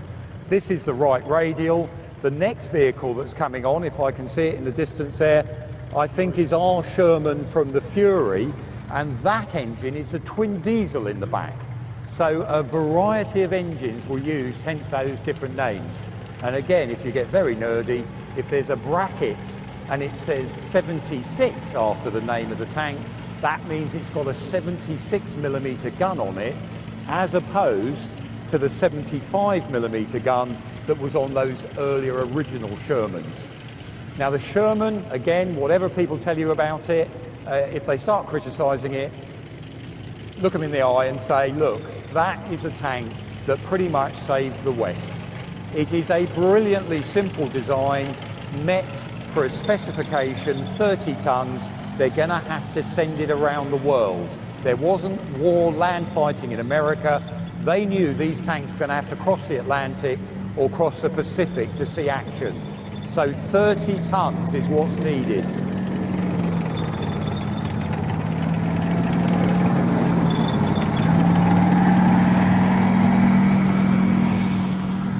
When they first go into action, the Sherman, like the M4A1, those Shermans were used by British forces at the Battle of Alamein in October of '42, and we loved them. They were reliable. You could fix them relatively easily. Reliability, major issue for early British tanks, but they could fix these very well, easily, and there was a lot of them. That was the other great thing. So it gave us breathing space. Don't forget, in Britain, we're trying to build fighters, bombers, we've got a navy. You know, we need all the help we can get to maintain our campaigns around the world. Now with the Sherman, they're arriving in numbers, 75mm gun, the armour thickness on those early Shermans, that was easily a match for the Germans at the time. What retrospectively doesn't seem such a good idea, the Americans quite quickly thought that would be good enough to last the war. And it was only later that they realised, well, hang on a second, when the Panther comes along, when vehicles like the Tiger are out there, we're going to need a more powerful gun. And it's only belatedly did they start getting, just before D-Day, tanks, units equipped with this tank with a 76mm gun on it, and they don't see action actually because the crews didn't like the idea of changing just before they went over to Normandy, so they don't see action until a little bit later in the Normandy campaign. But what you've got there is a millimetre wider hole at the end of the barrel, so 76mm, but a much longer gun that can take a larger cartridge case and therefore more velocity behind the round that flies out the end. And don't forget, the Americans originally see the Sherman as really an exploiter, like a British cruiser tank, going through the gap, doing its business behind the lines. If it met an enemy tank, so be it, we might have to take them on, But actually, for fighting enemy tanks, we've come up with the idea of the tank destroyer. Vehicles like the M10, later the Hellcat. It was seen as a theory not to work in combat, and retrospectively, very quickly, the Americans realized, hang on a second, we're going to have to do something about it. They pushed the Pershing into operation a bit later on. So there you've got Chris Till's privately owned, lovely M4A1. You've got our tank that again is all kitted out. That's the one you saw in the Fury movie. It was a hero tank there that's on. And we're now going to see another type of Sherman, longer body when he goes round. If you want to be a real spotter, look at the wheels. They're slightly further apart because they had to make this longer to fit yet another type of engine in. And this is the Chrysler multi-bank engine, where they get a whole load of car engines, bolt them together round a single shaft in the middle, and this is only one of 3 running Shermans with multi-banks in the world at the moment. And again, you listen all those different engine notes, when this one goes past, it's different. As I say, longer body to fit it in, same 75mm gun on there at the front, and this is the welded hull, so this one they call an M4, not the A1 bit.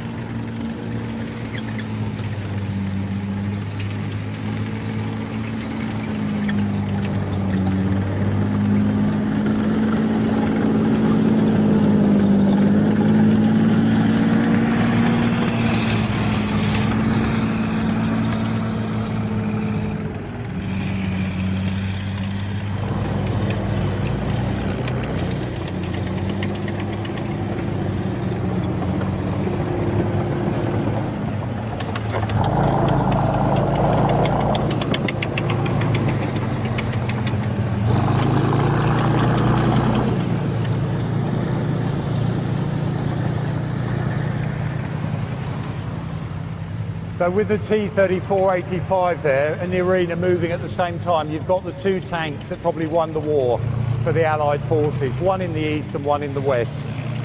Nikolai Koshkin designs the T-34, late 1930s. Russian army says, no thank you, we want the KV-1. Stalin leans over, coughs politely and says, you'll take the T-34. Yes, we'll have the T-34, sir. They put the T-34 into service with a 76mm gun, sloped frontal armour, wide tracks, because Russia at the time has got few metalled roads. After the Battle of Kursk, when they've met the Panther, the Russians again, they design a new tank. It's going to be called the T-44. Again, they realise, isn't it better to evolve things and have radical new things that means whole new factory setups, whole new training regimes for the troops?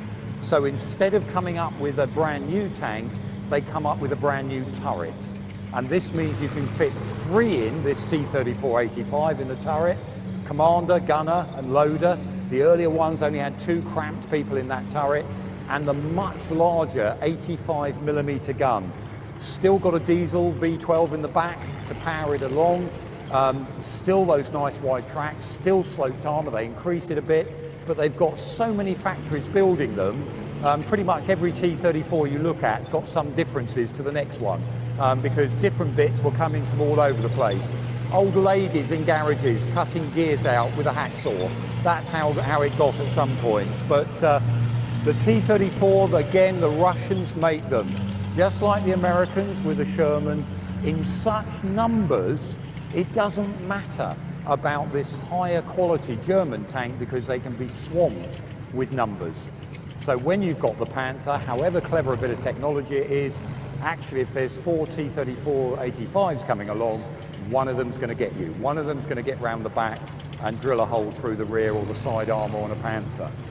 So the T-34-85, this particular one, made after the war in Poland. Czechoslovakia made them as well. Subtle differences on all of these vehicles. And over time, like many tanks in our collections, private collections, because they tend to have a number of iterations. Sometimes they were used by other armies who added bits or took bits off, changed engines, etc. But this is relatively recently. It had a new engine put in, but it's still one of those wartime diesel V12s that's being used there. Uses the famous suspension system designed as well by Walter Christie. And again, you can see there on the side, writing, patriotic writing to back the troops up. But the T-34 made, we think, probably about 70, maybe even 80,000. The Shermans, about 50,000 plus other variants after that were converted. So, you know, these are really big numbers, and that is going to make the difference in industrial age warfare.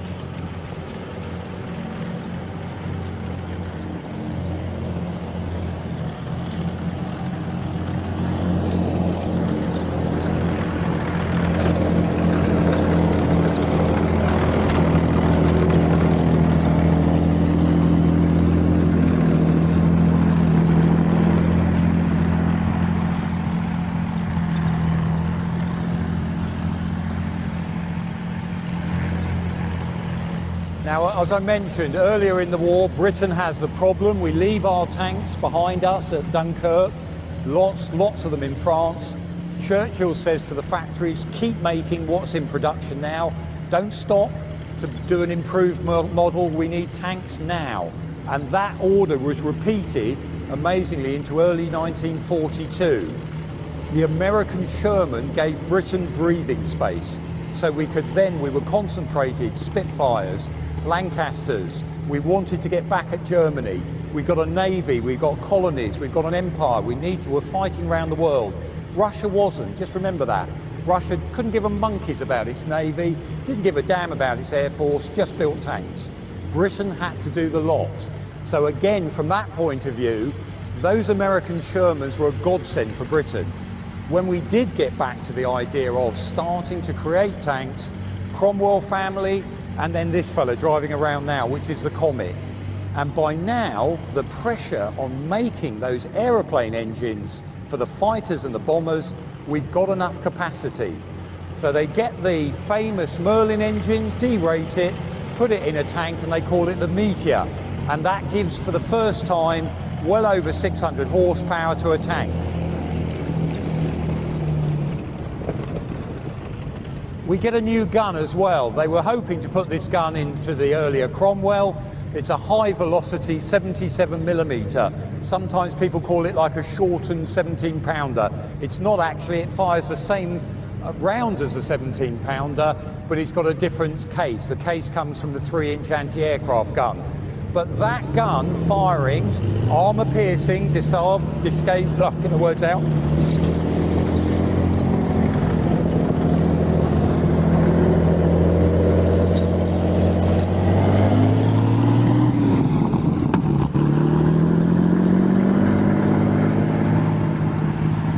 Yeah, that gun firing armour-piercing, discarding sabot rounds. In other words, a slug of tungsten in a pot. That round was more effective than the rounds being fired by the German Panther.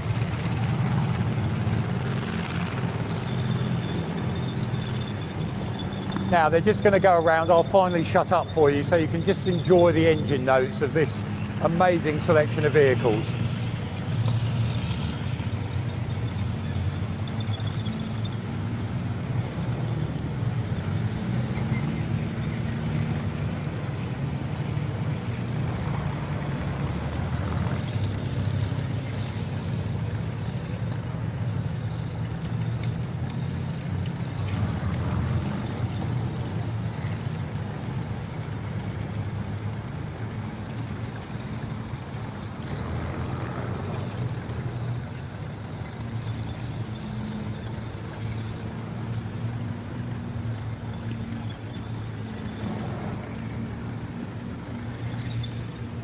As I said, you can, a little bit later on across the lunch hour, you can go down, the tank park will be open. Obviously we can't open it when we've got vehicle movement going on, but you can pop down there a bit later on and have a closer look at some of these vehicles.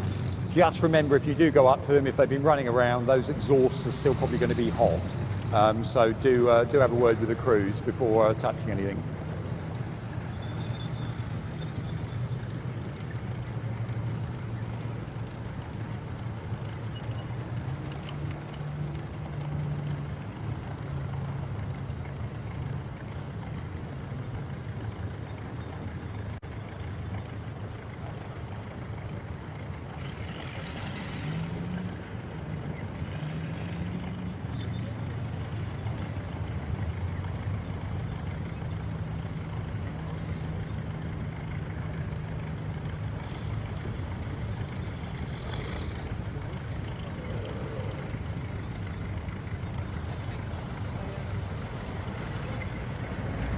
So that's a Hargo moving off, and they're following behind our M3 Stuart.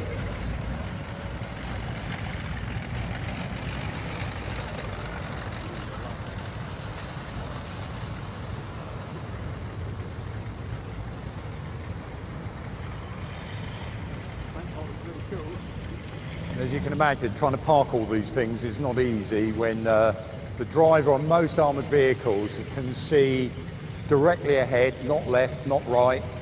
Sometimes if you raise your seat up, you can look out the hatch. It always has a lever on the side. Of course, when you come under fire, you pull the lever up, the seat drops down so you're under armour. Now our Hargo just having one more lap round.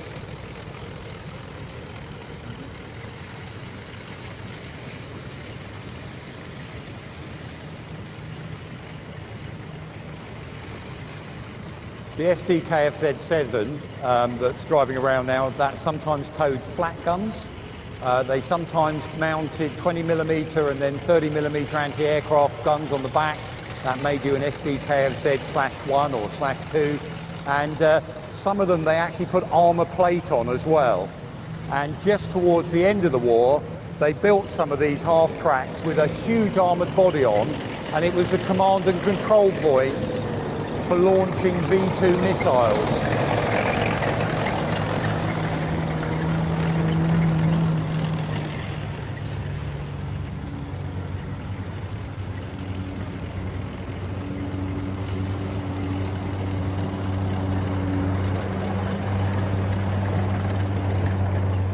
And again, like the German tanks, you'll see on this those interleaved road wheels. The idea being, designed in the 30s in Germany, the idea if you overlap the road wheels, what they're trying to do is spread the weight out over the track of the vehicle.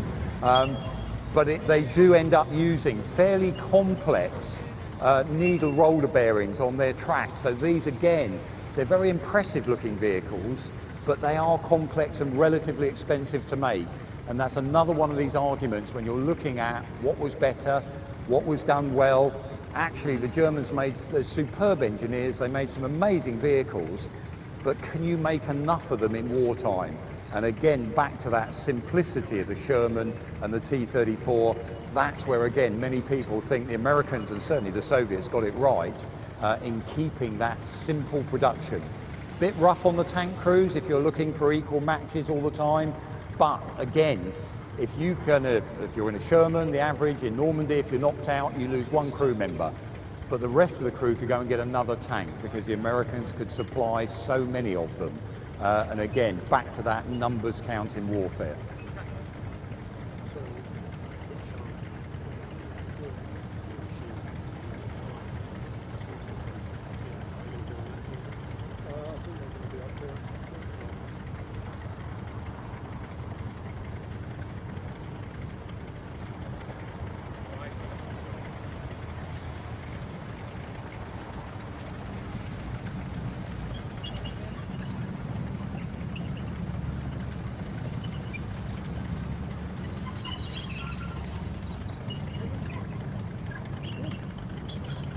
If you want to say something meanwhile, I'll just check for what's coming next. Yeah?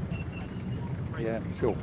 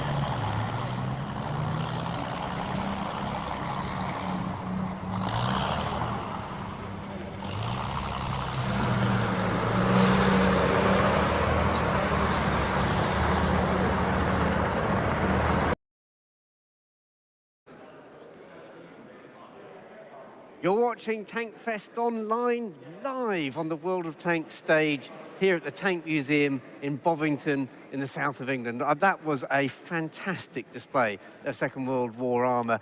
David Willey is a joy having him here. If you've seen the Tank Museum's YouTube channel, you'll be very familiar with David and sort of the depth of his knowledge. And when you're at TANKFEST, you get him live and in person. So that was terrific. So Richard, over to you. So our next guest it takes special guests to a whole new level. I'm very pleased and very proud to introduce Ferris, who's brought along his owner, Brian Madams. Now, Brian, me and Brian have known each other for a long time. 35 years. 35 years, which makes us sound incredibly old, of course. And Brian now is a volunteer with Veterans with Dogs. Right. Brian, Ferris is looking particularly calm and relaxed. That wasn't just the case a few minutes ago. No. But fingers crossed. Can you give us, what is Veterans with Dogs all about, Brian? So what we do is we provide assistance dogs for veterans that have PTSD. So they're not assistance dogs in the sense that they help with someone because they've got a physical disability. They're more an emotional assistance. So they bond with the veteran. I mean, anyone that's owned a dog will know the benefit of having a dog, so sometimes that just helps. But they do some specific things.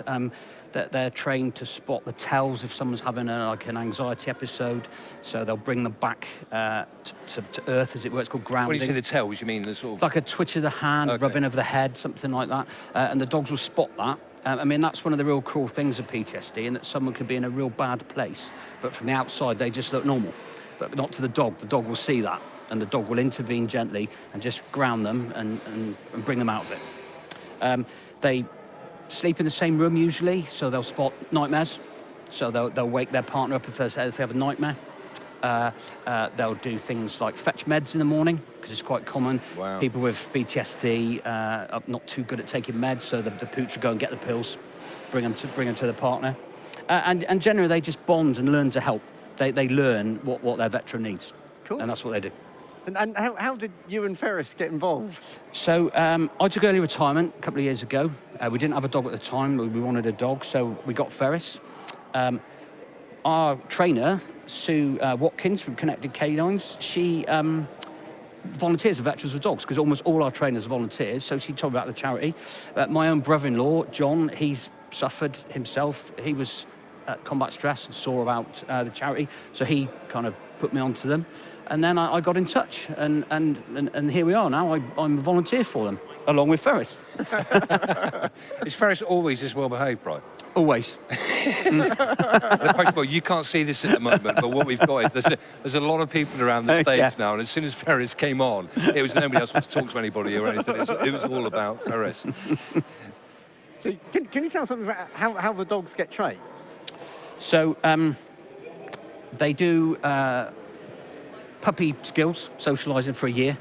Then they get paired with a veteran, and then there are two aspects of the training. One is the veteran and the dog have to be able to work together from an assistance dog point of view. So can they go out to shops? You know, can the veteran handle the dog? Is the dog steady with the veteran? And then they have to sit 3 tests for that. So they get signed off, and then they get their purple assistance dog vest. Yeah. And then there's the training that's unique to what the veteran needs. You know, do they have nightmares? Do they need their pills bringing to them? That sort of thing. And, I mean, what you do, Brian, I have to say, you know, complete honesty here, I'd never heard of Veterans with Dogs. It was a complete new charity to me until we spoke once on the phone. So if people want to learn more about it, you know, maybe get involved themselves, or indeed, I assume, need your help, how would they go about that? So we've got a website, www.veteranswithdogs.org.uk. It's important, it's a .org, not .co. Everything's on there. There's a page if you want to help, you want to get involved. There's all sorts of details. You can donate in there, because we're a charity and sponsorship is what we need. But just go and have a look would be what I would say. Brilliant. Thank you so much, Brian. It's a real pleasure. No, thank you for the invite. Again, so we've not seen each other for many, many years. I'm so pleased that you got involved with this. Ferris, we've got to see. Can we see Ferris there on the camera well enough? There we go. Been a close-up on Ferris for you all. They're all talking about you now. Good boy. It's been a real honour and privilege to have you both on, so thanks ever so much. We're now going to go across to our next segment, and we're going to go across to the fantastic Swedish Tank Museum in Arsenalen. Welcome to Arsenalen in Sweden. In this collection we have a few vehicles quite a lot that you will not find anywhere else in the world. And during this presentation, I will take you through a few of these. And the first one is the oldest German-produced running tank in the world. The German-produced LK2 that we used in Sweden from 1921 and a few years later on as a test vehicle. This vehicle is one of 4 existing tanks of this type in the world. And the restoration took 5 years, and it was finished and running again in 2018. Our next choice is this world-unique Renault NC27, the only existing tank in the world of this type, used in Sweden during the late 1920s for trials, and it was also exported to Japan, who used it in Manchuria during the 1930s. From one world-unique vehicle to another, this wheel-cum track vehicle that was developed in Sweden by Landsverk during the 1920s in order to combine 2 situations, but it was a dead end, no success, so this is the only vehicle that was built. It was a cooperation between Sweden and Germany. In our storage, we have some very interesting vehicles that are waiting for place in the museum one day, like this articulated tank, the XX20. It was developed during the late 1970s. A lot of tests were made using this platform. A lot of experience came out of it, but never went into production.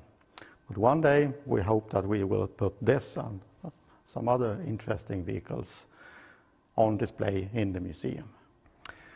And of course, the most famous Swedish tank ever, the S-tank.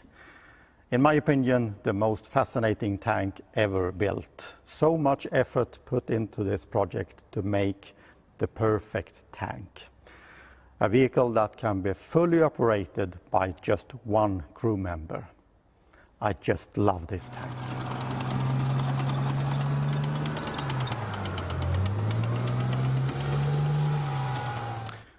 So that was a few examples from us and our collection. Check out our social media, and on YouTube we have a few very interesting films that are a bit special. So see you there.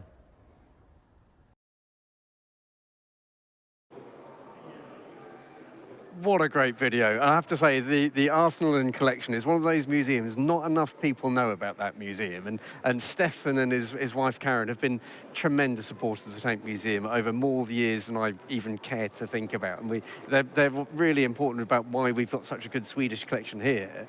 And I just love the fact that actually so many of the vehicles that he was able to display there on that video are unique. They're the only examples in the world. Yeah, absolutely. I mean, I'd seen a few of those, but we've been there on numerous occasions. Like you said, it's a fantastic museum, and we were privy, we weren't allowed to take photos or anything though of this hangar where they had some of those there. So I'm so glad that Stefan is now able to get them all out in the public eye. Fascinating. And Stefan himself, I mean, what a great guy.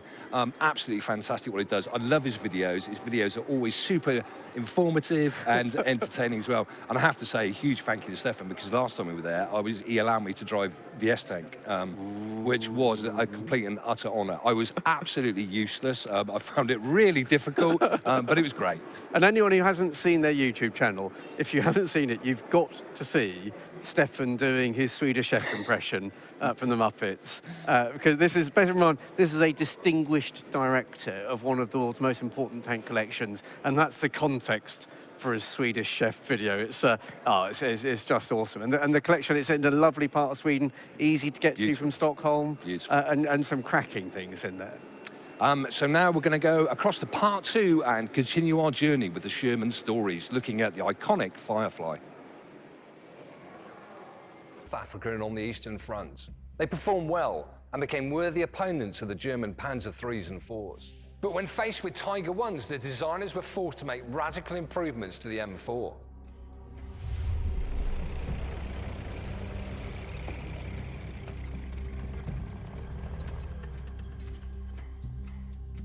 The frontal armour of the Tiger I is 100 millimetres thick. Now, to penetrate this at a distance of 1,000 metres, you need an extremely powerful gun. And the British had just such a gun, and this is the 17-pounder. But it was not easy to install such a big gun on the tank. Because of its size and weight, the gun would simply not fit on any British tanks at that time. At first, British designers wanted to make a new tank, but the development of a new vehicle was a lengthy process. Then they decided it was better to modernise the British Cromwell, and so was born Project Challenger. However, due to various technical problems, the serial production of the Challenger began only in 1943, and the British tank industry could not produce sufficient amounts of Challengers quickly enough. Meanwhile, the army could not wait. The Allies were preparing to land in Normandy, and they needed a tank to face the German heavy tanks, and they needed it now. By 1943, there were already a lot of Shermans in the British Army. They were well established and reliable. Naturally, the British wanted to install the best British anti-tank gun into this American tank. Major George Britsh was the Royal Tank Regiment officer who championed the idea. He was confident that the Sherman was better suited to the 17-pounder gun. But to install it, it was necessary to solve the main problem: how to fit such a gun with the very long recoil into the small turret of the Sherman. At first, Britsh proposed to solve the recoil problem in an original way, by locking the gun in place and to force the entire tank to absorb the recoil. These tests were generally successful, but it became clear that the system would quickly lead to a breakdown of the turret mechanisms. It was at this stage that Lieutenant Colonel Witheridge joined him. George Witheridge, until that year, had been in the United States as a military consultant and had become thoroughly acquainted with the capabilities of the American tanks. Thanks to the support of Witheridge, the project of installing the 17-pounder on the Sherman was taken on by professional designers. This project was assigned to an engineer of the Vickers Company, W.G.K. Kilbourne. The main problem was the size of the gun, but in particular the recoil of the gun. The recoil of the 17-pounder was a massive 1 metre. Kilbourne decided not to modify the recoil system, but to completely redesign it. The recoil cylinders were shortened and were placed on both sides of the gun to take advantage of the width of the Sherman's turret rather than be hindered by its height. The shells for the 17-pounder were heavier and larger than the shells of the standard 75mm gun. And here is one of the rounds for the 17-pounder, and you can see what a size it is. It must have been an absolute nightmare to manhandle it around this very small turret and then load it into the breech. The next problem was the gun cradle being too large. Kilbourne shortened it, but to keep the gun firmly in the turret, he developed a new mantlet and a new gun barrel. Also, to make more room in the turret, he took the radio out of the tank and placed it outside the turret in a specially armoured box. This box is perhaps the most characteristic feature that you will see on the Firefly. Another significant change in the Sherman was getting rid of the co-driver and dismantling the hull-mounted machine gun. The Firefly crew, compared with Sherman, decreased from 5 to 4 people, and the vacant place was occupied by ammunition, 77 rounds in total. Thanks to the engineering finds of Kilbourne, the British were able to install one of the most powerful tank guns during the war into the small Sherman turret. This gun had a higher armour penetration than the guns of the Tiger and the Panther. The Firefly's gun could penetrate 163mm of armour at a distance of 500 metres, and 150mm at a distance of 1,000 metres, with a standard armoured-piercing projectile. This was enough to penetrate both the Tiger and the Panther in the front armour at decent distances. The penetration of the APDS, the armoured-piercing discarding sabot, was even higher, 256mm at a distance of 500 metres, and 233mm at 1,000 metres. In theory, almost any German tank of that period could have been penetrated with these shells. But in practice, these shells were not accurate because of their shape. Therefore, the crews used them infrequently. But the 17-pounder gun had its problems. Its powerful shot raised a cloud of dust and dirt, obscuring the gunner's vision. He could therefore only adjust fire with the help of the commander. The second problem was the very bright muzzle flash, which meant that unless the gunner and the commander momentarily closed their eyes prior to firing, they would actually be blinded and therefore couldn't even see the fall of shot. Secondly, a bright muzzle flash gave away the tank's position. Despite these drawbacks, Firefly became one of the best tanks of the Second World War and played a significant role in the liberation of Europe. The first Fireflies were ready for the landings in Normandy. And perhaps this fact ensured the success of the Allied operation. Since initial intelligence underestimated the number of Tigers and Panthers in Normandy, without Firefly, it would have been difficult for the original Shermans to fight the German tanks. Their 75mm gun was effective only when the Sherman engaged in the side, and at a distance of less than 500 meters. To strengthen the tank troops and give them the opportunity to fight the German tanks, the British supplied each tank platoon with 2 Fireflies. German crews quickly realized the great danger of these new Shermans with the long barrels, and Firefly became the prime target of German tanks and anti-tank guns. Firefly's armor did not change much compared to the original Sherman, so it was very vulnerable. Therefore, in order to carry less losses, the crews of the Firefly came up with many ingenious ways to hide the long gun. They painted the outer half of the gun a lighter colour and fitted a false muzzle brake around the gun at the point where it changed colour. Another disguise was hiding the long gun by traversing the turret over the back decks and then fitting a dummy 75mm tube to the rear of the turret. But these proved ineffective. What was needed was a complete rethink of the tank's tactics. Original Shermans attacked first, and Fireflies were behind and covered the Allies. This tactic proved to be quite successful. Despite their great losses, the Allies were confidently advancing on Berlin, and one of the main roles in this successful exploitation was played by the Sherman Firefly. Initially, the Americans did not want to install a gun with high armour penetration, but after the big losses in northern France, they realised their mistake and began urgent improvements on the M4. They fitted a 76mm gun, and also improved the stowage and suspension, but more about that later.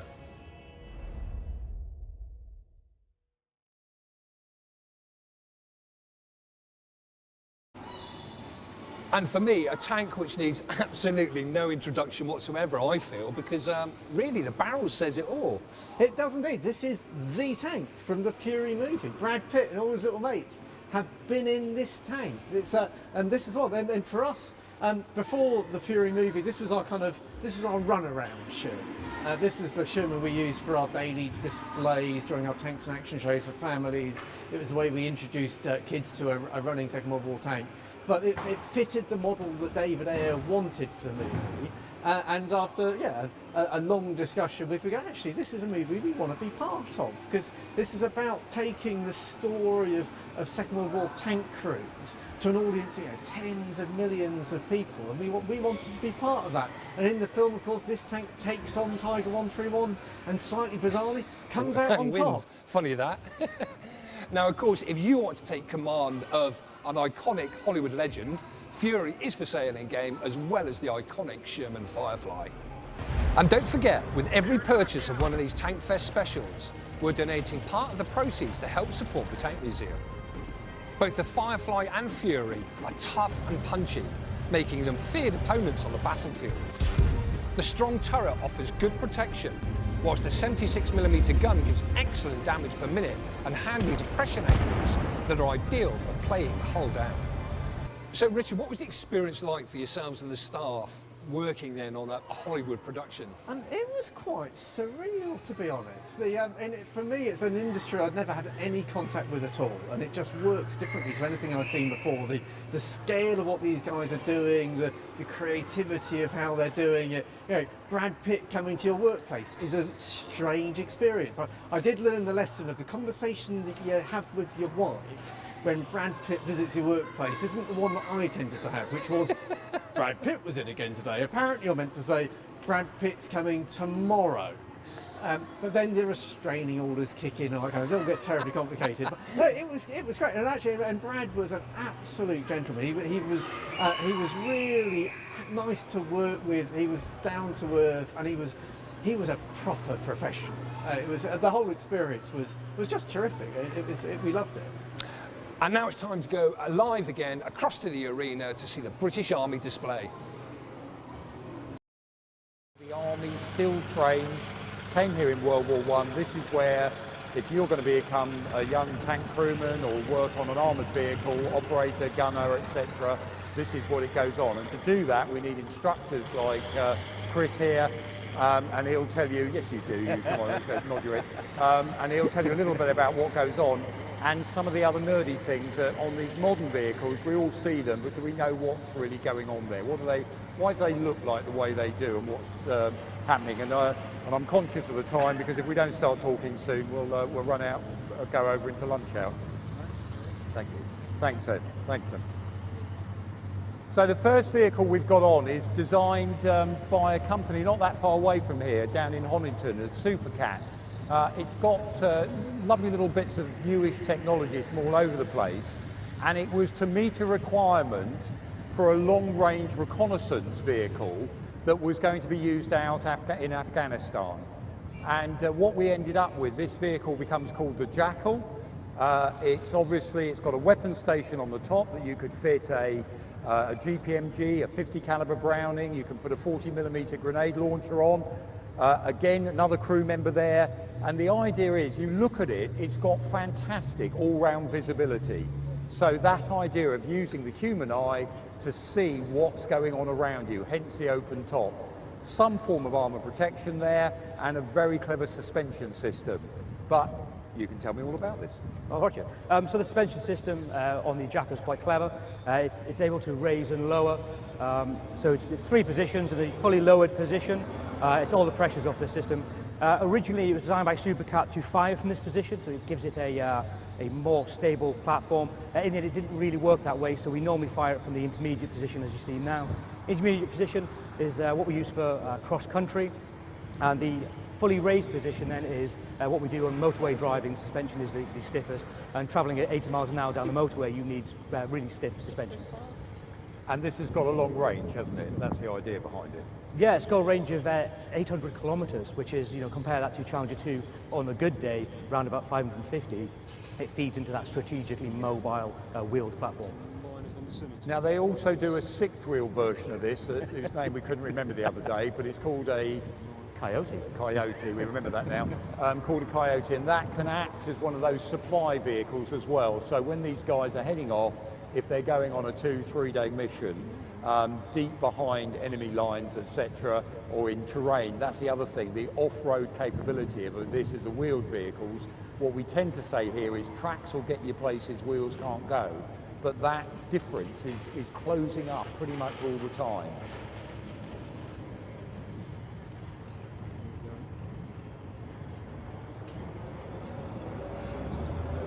It's one of the few vehicles you can talk about when it drives past. Well, I'm just mentioning that because every now and again he says shut up and listen to the vehicle, because in that case it's so quiet. Imagine that for stealth on reconnaissance. Now, we're going back in time, it seems now, but to a vehicle still in service with the British Army. This is called the Scimitar.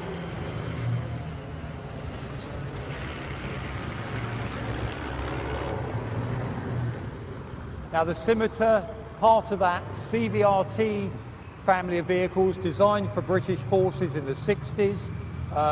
Some of the older blokes here, you might remember, you had the Scorpion Action Man tank. This was part of that family. Instead of a 76mm gun, it's got the Raden 30mm cannon on it. Aluminium armour, fast speed, mobile for getting around the place, and that Raden kicks a bit of a punch, doesn't it? Yeah, it does. In the 30mm cannon world, the Raden is probably one of the most accurate 30mm cannons out there. Easily capable of dealing with its threats that it needs, so its target set is usually things like BMP2s, BRDMs, etc. So it's more than capable than that. The HE round is very effective.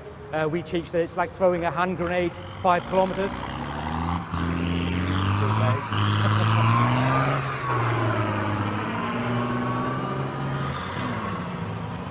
Now, originally the Scimitar had the engine from the Jaguar E-Type sports car. That was later replaced with a Cummins diesel engine that's in there at the moment. Still in service, went into service 1972. The Scimitar will probably be soldiering on for about another year for a while yet. So, next vehicle on, the big one in front of us, this is the Warrior. It was the armoured personnel carrier that was designed to replace the 432, that again is still in service, that boxy vehicle. This is a whole new ball game though, because look, it's got the Raden turret on the top, again an aluminium hull, it's speedy. Again, you've got a power pack in that gets this vehicle around the battlefield very quickly. And it was one of the benefits of the Warrior that it was so powerful that in later campaigns when we need to add extra armour to the vehicle, it didn't really bog it down and affect its mobility. And again, this is a vehicle now going to go out of service.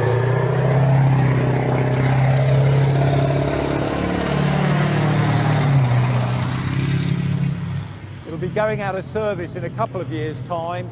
You may have been following, there was a Warrior replacement programme, new turret, 40mm gun. Fairly recently that's been axed. We've actually got the prototype vehicle down here at the museum, and Warrior is going to be replaced by a wheeled vehicle called Boxer, which will be starting to be built in Britain. You may remember we actually had a Boxer here a couple of years ago from the Dutch Army.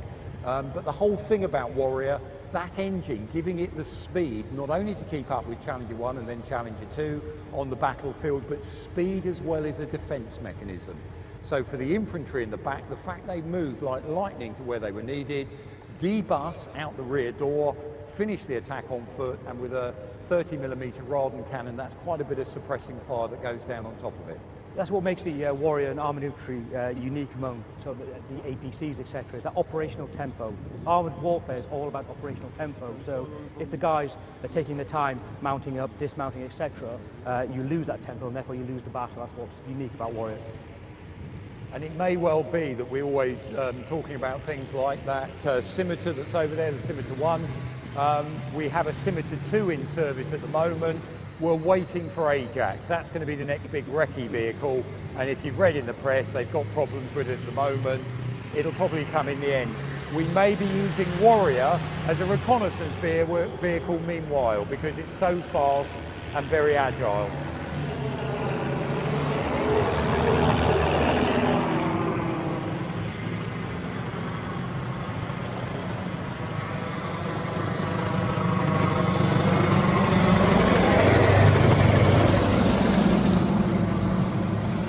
Just adding to that about the CVRT going out of service, reconnaissance has changed over the last decade. It's no longer feasible to conduct reconnaissance through stealth, so we're seeing a shift towards a heavier vehicle, better protection, better firepower, and that's where Ajax comes into play.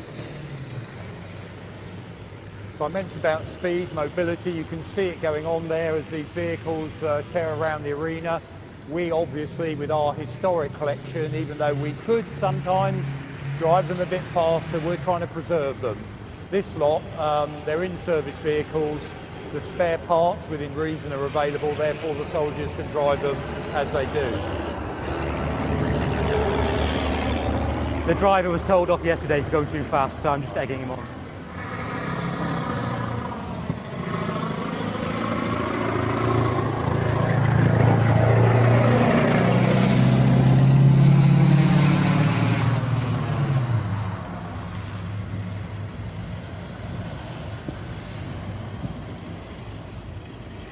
Now, one thing we point out down here as well is vehicles that you see in training look very different when they go off into combat.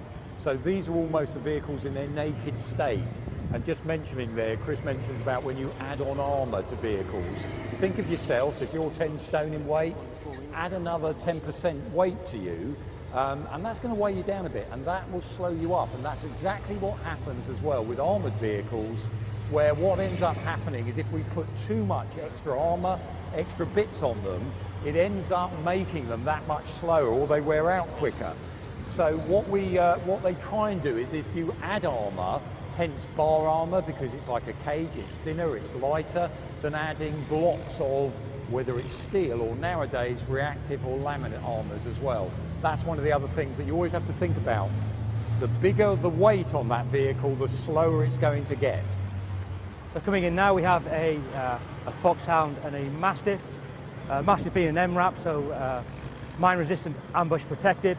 These very much bore out of the Iraq and Afghan conflicts. The vehicle in front, the Foxhound, that's a development cycle that took 10 years. It's a state-of-the-art vehicle. It's taken a lot of materials and engineering expertise from the Formula 1 and aerospace industry. So for example, the hull is of a monocoque construction.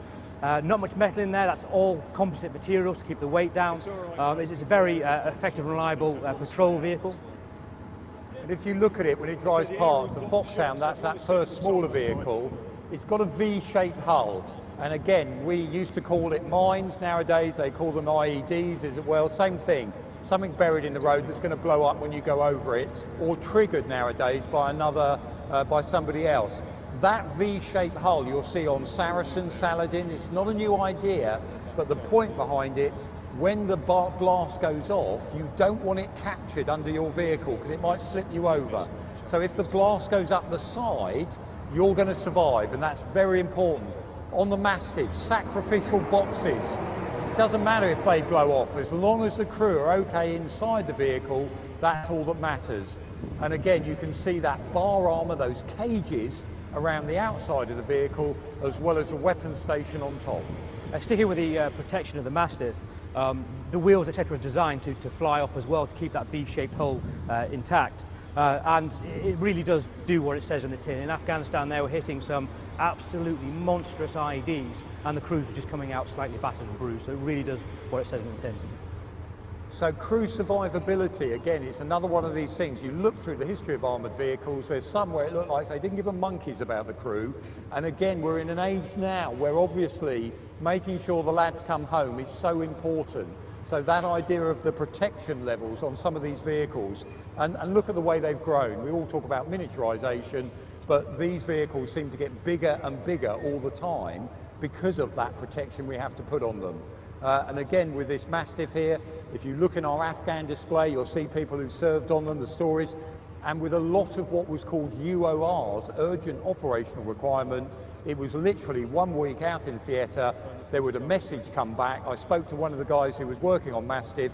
He got a phone call on a Saturday morning live phone call from Afghanistan. That week they worked on a mod on the vehicle. The following week they were sending out those modifications. So that's how we can do it sometimes if we need to.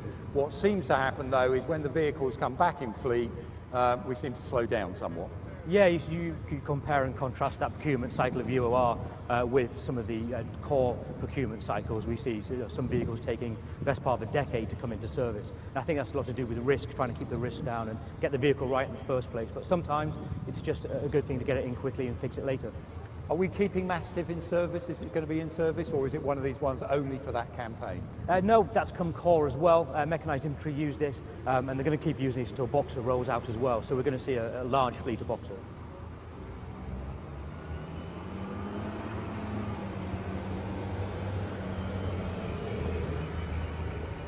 So when you see Foxhound drive past, an interesting feature on Foxhound is that its suspension system runs horizontally around the outside of the hull. So if you look at the black bar running on the outside of the hull, that's its torsion bar suspension. What it means is the armour isn't compromised by having suspension parts going into the hull, causing weak spots.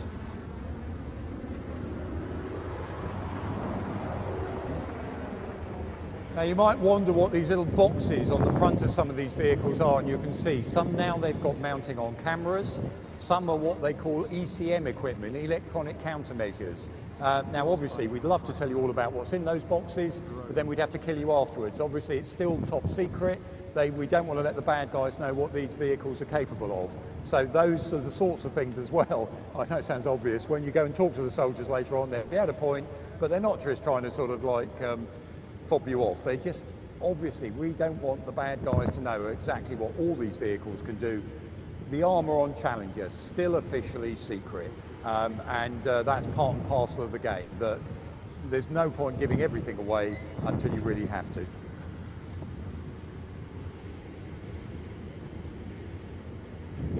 Yeah, the Foxhound came in service with the light mechanised infantry, which is kind of a new formation of strategically mobile light infantry. Full crew in the back, armed with 2 GPMGs. An interesting point as well, it's got four-wheel steering on it, which means the rear wheels can turn as well. The idea being that if they're in a built-up area and they need to turn the vehicle around in a small alley, you can. It's a surprisingly agile vehicle.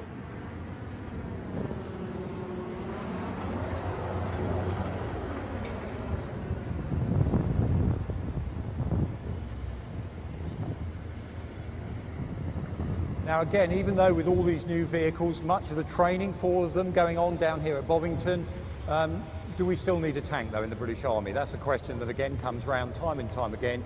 We were having an interesting conversation, we're going to bring on a Challenger in a moment, One of the things about, if you read the press, all of a sudden there'll be a tank's knocked out somewhere, the end of the tank day is over. You've got a drone, it's taken out a tank, that's the end of the tank.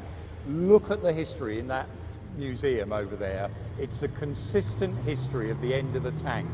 And yet, for some reason, there's another use for these big, heavy armoured vehicles. And one of them just came out, we were talking, the fact this thing can fire a metal dart that nothing can stop probably means we're going to want them, because it's not a system that can be stopped at all. Yeah, active protection systems. We've seen this. I'm going to be quiet now because you'll be hearing me anyway.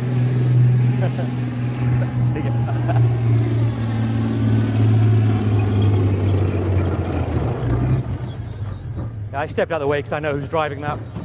Yeah, I was mentioning the pushing the pendulum, we call it. There's always an action and a counter action. We develop high explosive anti-tank rounds. Later on, we develop composite armour to counter that. The tank then comes back into play. Recent years, we've had anti-tank missile systems, which are deadly for armoured vehicles. But the newer technology out there, active protection systems that can shoot down these missiles, mean that now the tank is going to be at the forefront of armoured warfare, for many years to come. There's a saying as well saying that a tank is like a tuxedo. You very rarely need a tuxedo, but when you need one, only a tuxedo will do. And that's very true for the main battle tank. So this particular Challenger 2, this is the one that comes from up the road at ATDU, the Armoured Trials and Development Unit, and basically it's got everything on it that might be put on a tank if it goes out to fight in theatre. So it's got the Barracuda camouflage system on. Tell us about that when it's moved on.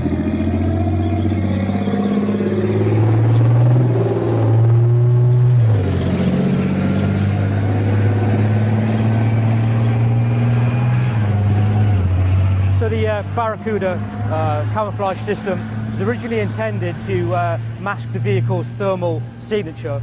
A lot of armoured warfare now is conducted at night, so the lower the thermal signature, the better chance you've got of remaining undetected and getting that shot off.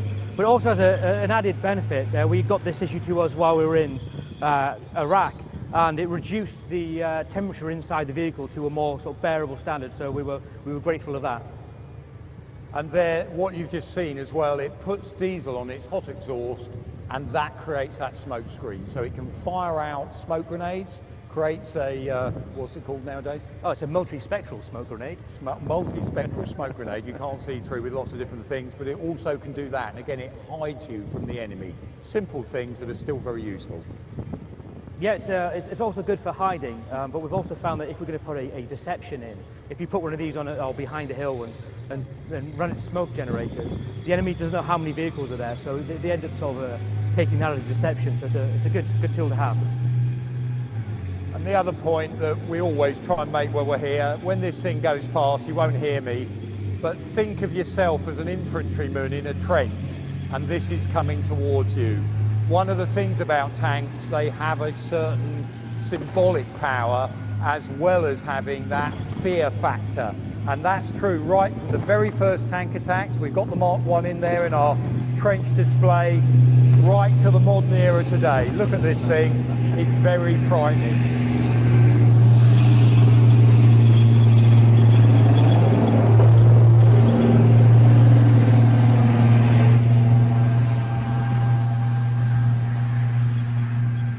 Building on that fear factor principle, especially on night operations where sound travels further, hearing a squadron of Challenger 2s, it's quite disconcerting. You see them, or you feel them, and you hear them way before you see them, and you really don't know which direction they're coming from, so it gives you that sort of tank terror feeling. And with Challenger 2, so you know, we're now moving on to Challenger 3. It's going to have a new turret, a new gun. You've seen that new gun, quite an impressive bit of kit. And that'll be being built in Britain. Not as big a fleet, probably about 100, 150 tanks, something on those 140 we're looking at. Yeah, so there will be in service. So the idea that certainly the British Army has not said that the tank's old hat.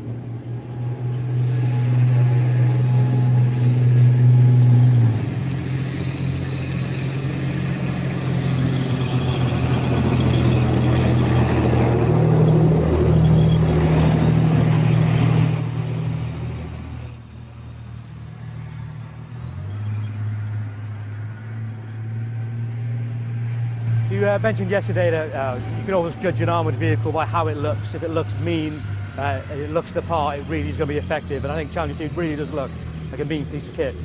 One of the things of Challenger, the Challenger 1, Challenger 2, it's got laminate armour. What you're looking at on the outside is a skin of a vehicle. Underneath is where that secret armour is in what they call armour packs. They can't bend it. That's one of those reasons modern tanks tend to have that flat, faceted look to them. Now, we're just going to finally bring you one Challenger variant on, and this is what's dragged out if your tank breaks down. This is a Challenger armoured repair and recovery vehicle.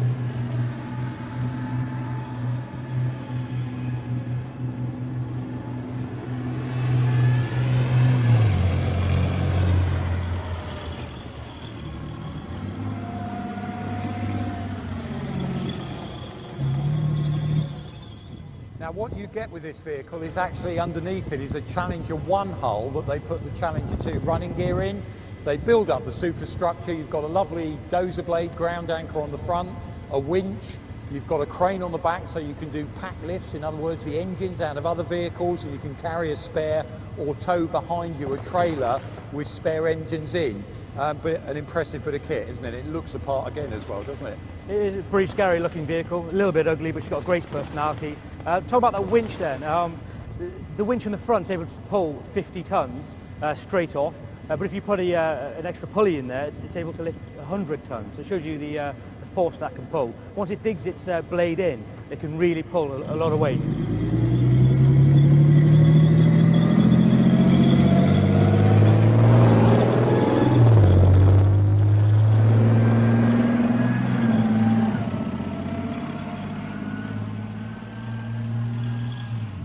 Again, different types of armour protection. This one's got the bar armour added, you can see around the rear, and reactive armour on the sides. Yep, it's RAP 2 developed for the Iraq campaign. It's explosive reactive armour.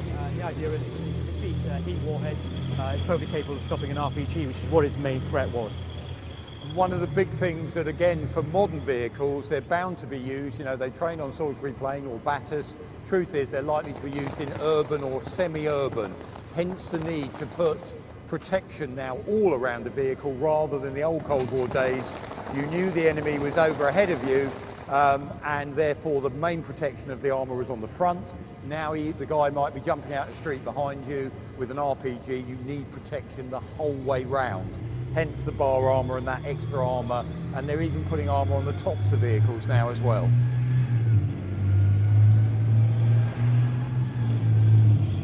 Yeah, the best thing about the craft having all this armour means that if during a contact a vehicle does get immobilised, it can get right into the firefight and recover that vehicle without having to wait for the battle to be over.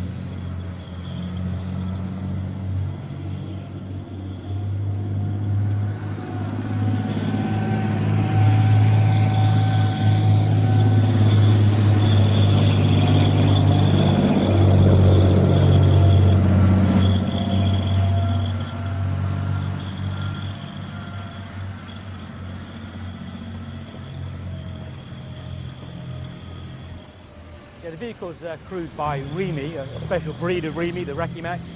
Secretly, they want you to be bogged in so they can come and get you out.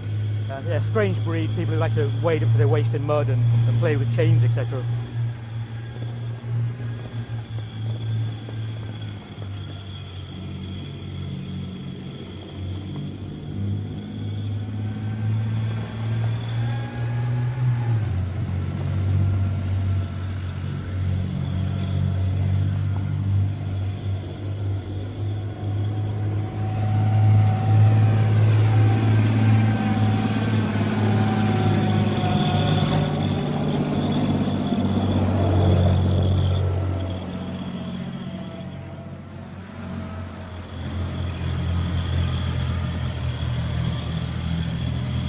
You mentioned earlier about using armed vehicles in urban operations, and the craft, because it's organic to the tank squadron, as in it's permanently attached to the tank squadron, if there is a small obstacle to clear, such as a burning car in the street, it's easier just to call on the Remy with the craft to clear that obstacle than it is to put a request up to Hive for dedicated engineering vehicles. So it really is a massive force multiplier for urban ops.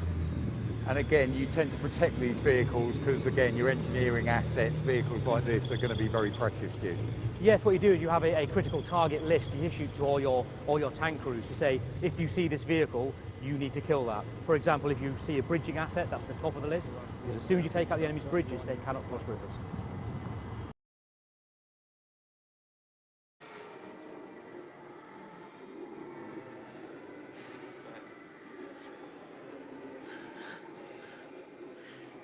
Well, that was absolutely fantastic. I mean, not that I'm biased at all, of course, Richard, but Challenger 2, well, I mean, arguably the best vehicle, of course, in the world. That's what everyone tells me. Not that I'm biased, of course. And a great show by the British Army there. Now, we're on to our next special guest today, and our next guest today has been a tremendous friend of the Tank Museum for a very long time. And he's a military historian, and he's one of the world's leading special effects engineers. And it's a great pleasure to introduce today Steve Lamonby. Hello, Steve. Great to see you here today. Yes, nice to be here. And I know a lot of the people watching, they might not be necessarily familiar with your work, but if you could give us a flavour of tell us about some of the biggest projects you've worked on, just so that people know who they're dealing with on stage today. Everybody will have seen some of my work at some time, and some of it I'm very proud of. One of my favourite projects is Gladiator. I built the Roman catapults at the beginning, the battle at the beginning. We were filming in Farnham Woods, and just by coincidence, it actually snowed. So that wasn't a special effect. It really did snow that day. But we were firing huge 2-metre high clay pots at the Huns, and they were like giant Molotov cocktails, a bit of burning rag around the top, full of oil, and when they hit the ground, they exploded and caused tremendous effects. But Ridley Scott wouldn't let me use hydraulics or pneumatics. He said, no, I want this to be for real. And so I had to build the catapults exactly as they were made, with twisted rope. It's a Spanish windlass principle to power them. And we had 4 tons on the drawbar. Very, very powerful things. So you wanted to see the Roman soldiers loading them, sweating, working the winches, things like that. But then on the other end of the scale, I've worked on things like Saving Private Ryan, Band of Brothers, Blood Diamond. Went to Mozambique to do Blood Diamond. But I'm often working on films where I can build things because I'm an engineer. I got into the film business by mistake, only by speaking to well-known art director Alan Tompkins, who was Mr. Warfilm, brilliant art director. And he got me to come and do some stuff for him.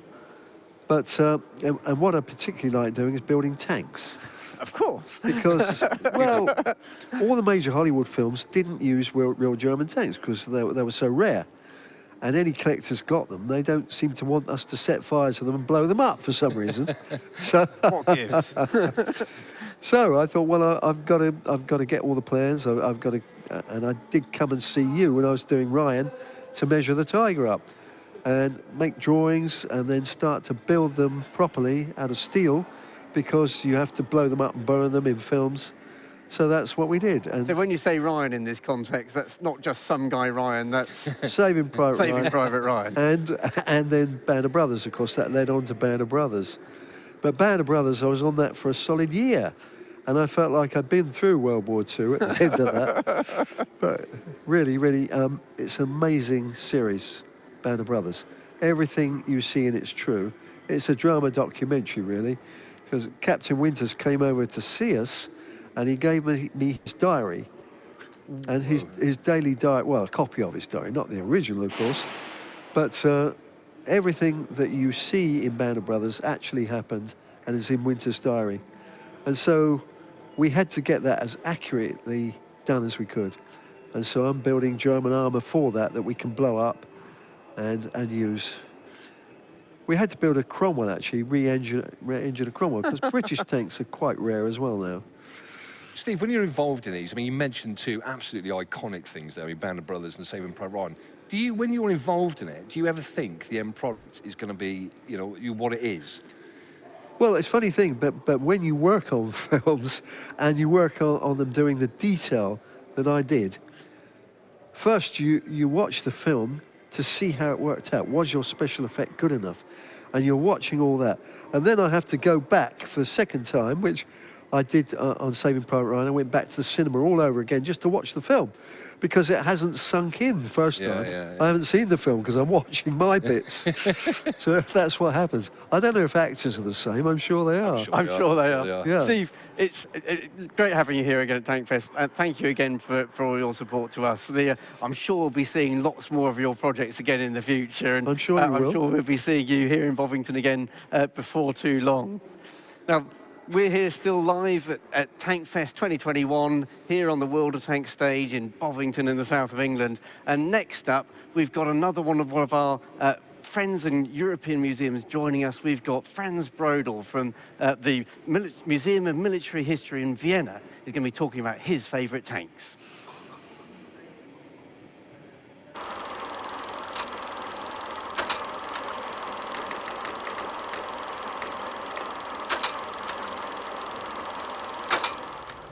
Welcome from the Austrian Military Museum in Vienna. We are one of the oldest military museums in the world. Our collection goes back to the 1600s. My name is Franz Brodel, and these are the top 5 tanks from Vienna. Our number 5 tank is the prototype of the Austrian APC. It was the first tracked armored vehicle built in Austria after World War II. The development work started in 1952 when the Allies were still occupying Austria until 1955. Only this prototype vehicle was built and trialed by the new Austrian army in 1956. The trials went not so good, but it led the way to a new design, and in 1960 the serial production of the Austrian APC fleet started. Our number 4 tank is the Austrian light tank SK-105, also known as the Cuirassier. The Cuirassiers were produced in Austria during the 1970s, and they served in the Austrian army until 2006. This vehicle saw active service in 1991 during the border protection in southern Austria when Yugoslavia collapsed. The number 3 tank is the M4 Sherman, most loved by our visitors. The M4 Sherman series is not only a military but also an industrial icon that liberated Europe in World War II. This tank is on loan from the Tank Museum in Bovington, so thank you, Bovington. Our number 2 tank in the collection is my personal favorite, the M60A3. This American beauty was the tank that I was trained on as a young officer, and I spent many hours as tank and platoon commander on it. In fact, the M60 was the first great love in my life. Our number 1 in the collection is not a real tank. It's the Burstin tank. It's a model of the first tracked armored vehicle designed by Lieutenant Gunther Burstin in 1912 in Austria. The idea was ahead of its time. It has all the features of a modern tank, like the rotating turret, tracked chassis, and it has a special trench crossing device on the front and the back. It was never built because the Austrian army did not accept it. If you want to know more about Burstin's tank or the Austrian Military Museum, come to Vienna.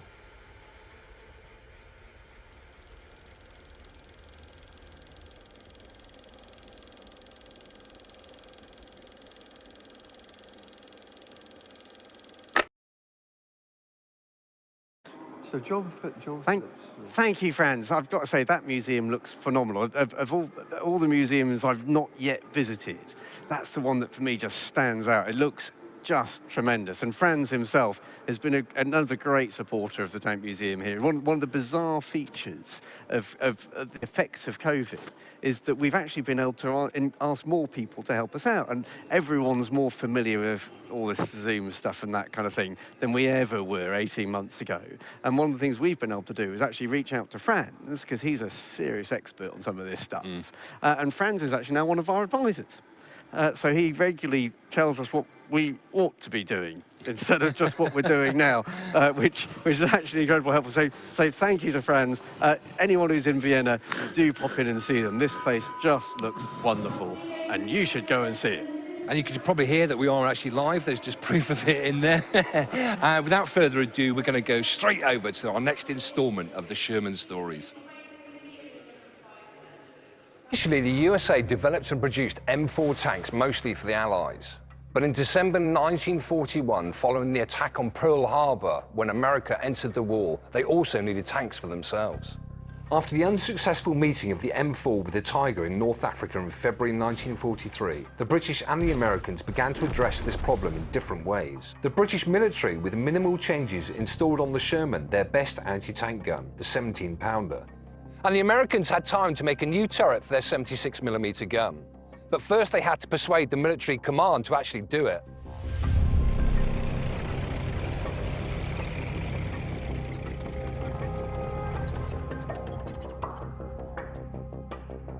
Before World War II, the development of tank forces were poorly funded, and there were relatively few tanks in the US Army. But after the Blitzkrieg, when the Germans successfully used tanks and quickly captured Poland and France, attitude towards tank warfare had changed and raised many questions. As a result of the debate, the tank destroyer doctrine of General Leslie J. McNair was adopted. The idea was that towed and self-propelled anti-tank guns should fight enemy tanks. For this reason, the United States for a long time did not develop heavy tanks, which delayed the rearmament of the M4. However, such tactics were not very effective. The Sherman meeting with the Tigers in North Africa, Sicily and Italy, and then with the Panthers in Western Europe, showed that it was not always possible to move anti-tank units in time.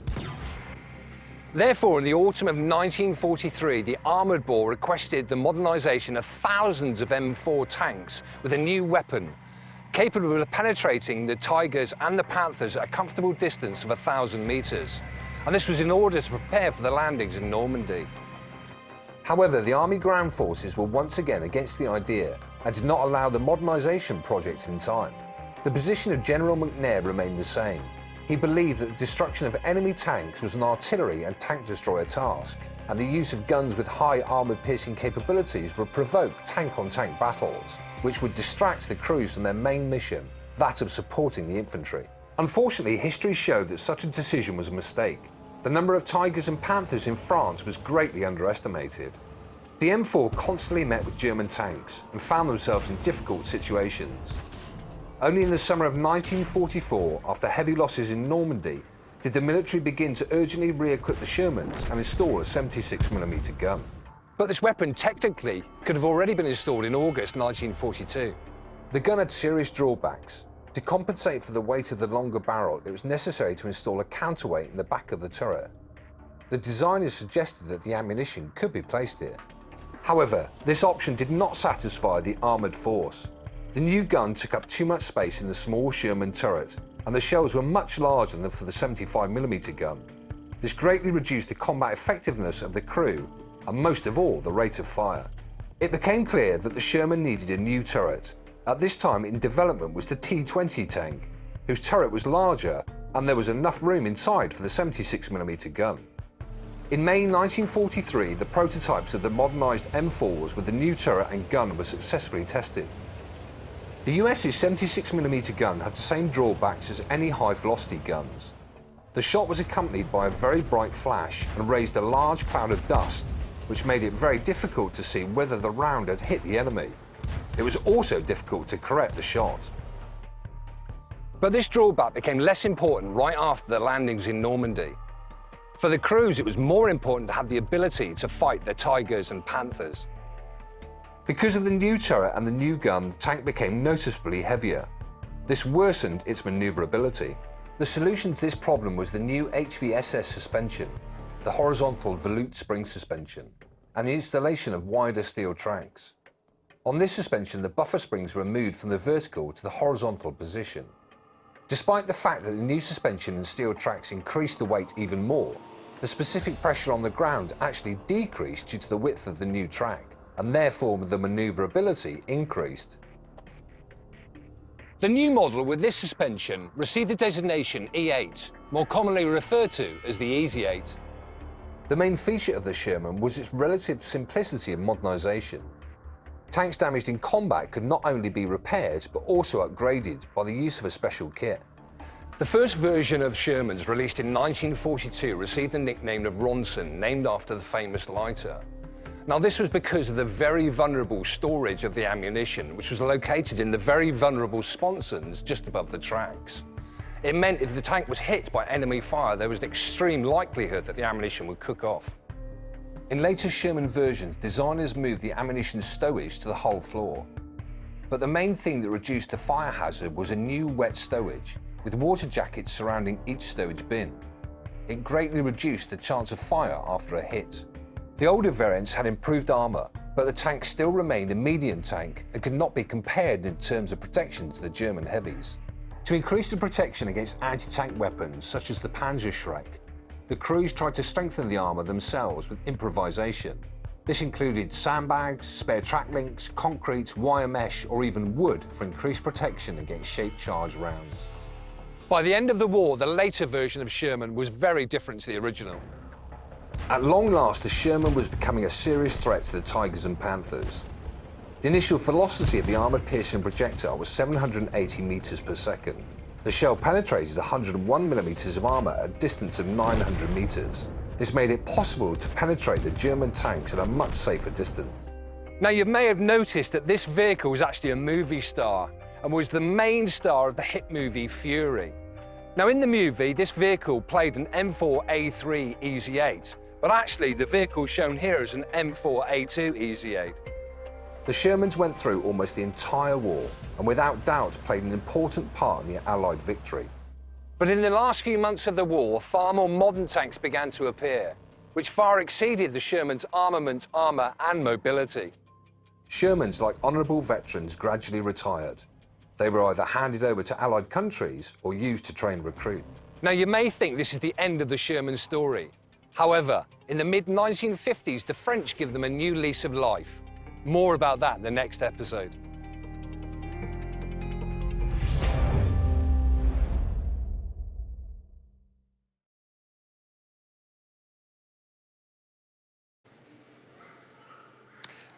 Now, of course, Fury is down here at the Tank Museum in Bovington, and it seems to be that they've got a bit of a habit of producing movie stars from your collection. Happens every day. Doesn't every museum have that problem? And the Fury, being involved in that film was tremendous because we're in a game here where we're storytellers as a museum, and that's the same business the movie guys are in.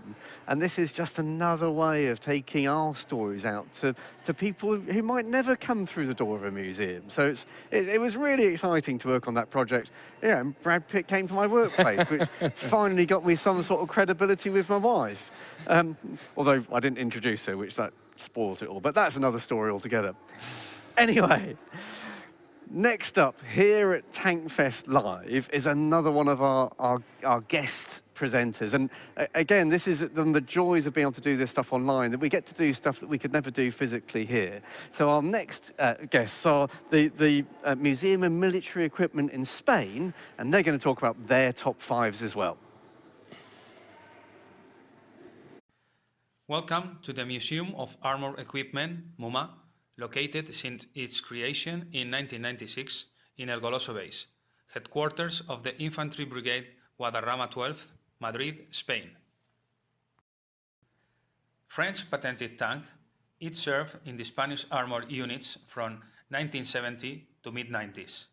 Due to problems in its gearbox and after several transformations as a result of internal studies at the Infantry Academy in Toledo, the barge was lengthened by 30 centimeters to fit the American origin engine transmission group, resulting in this prototype called El Niño. German origin, year 1938, it was manufactured during Second World War.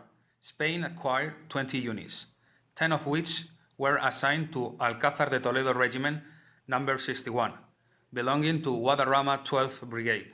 After the material reorganization in 1950, the Cavalry Division received a Panther 4th mechanized platoon. Currently, the Spanish Army preserves 3 units. Originally from the former Soviet Union, 1931, a total of 281 T-26 tanks arrived in Spain in October 1936 at the port of Cartagena in order to join the Republican Army during the Spanish Civil War. Subsequently, a total of 139 tanks joined the National Army after the end of the war. German origin, 1935, also known as Maybach, Mercedes, a total of 21 units, 4 of them of command tanks, arrived in Spain at the port of Seville on November 25, 1936. At the end of the Spanish Civil War, they had participated in memorable battles such as Teruel and Belchite. These tanks were intimately linked to the Spanish Legion units. French origin, 1917, and being the first rotating tower tank, Spain acquired 17 units between 1921 and 1925, serving in the African campaigns such as the landing of Alhucemas. Subsequently, and during the Spanish Civil War, another 38 units were acquired. The Spanish Army preserves 4 units. The one located in Muma is totally restored and in perfect state of conservation, being this one the emblem of Brigade Guadarrama 12. The 100th anniversary of the Spanish Army Armour units will be commemorated on March 9, 2022.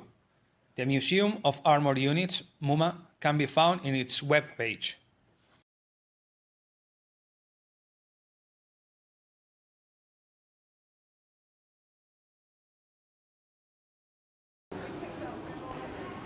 So Richard has now brought me down to the Cold War Hall. Richard, the significance of this is pretty critical, I think, to the whole story. Yeah, for me, Conqueror's got this really important linking role in the story of tanks. And it's part of a whole new story that's emerging at the end of the Second World War as the world carries on accelerating technology. There's a really key linking tank, which is called the JS-3, IS-3, which is a huge Soviet tank that scares the hell out of the Western Allies. And what you get then is a whole load of vehicles which develop in response to that with an, oh my goodness, what are we going to do kind of feeling. And this is the last generation of tanks where you get more firepower, more protection just by getting sort of physically bigger. See, the gun's enormous, the thing's a beast. Actually, I think it's the best looking tank that's ever made. It's what an 8-year-old draws when you say, draw me a tank. But this is one of a series of responses to IS-3. And you've got Conqueror, you've got Conway, Carnarvon. These are all vehicles which they're trying to get their heads around this arms race of how you win in firepower and protection and manoeuvrability. Now, the Carnarvon Action X, although a vehicle that never saw the light of day, is one of our premium vehicles for sale only during TANKFEST Online. Don't forget, with every bundle purchase of one of these TANKFEST specials, we're donating a part of the proceeds to help support the Tank Museum. This British heavy boasts a fast-firing 20-pounder that could hammer adversaries with sustained fire, pinpoint accuracy, and a formidable damage per minute. Hard to hit, the exceptionally tough turret offers minus 10 degrees of gun depression, making it deadly when used in a hull-down firing position.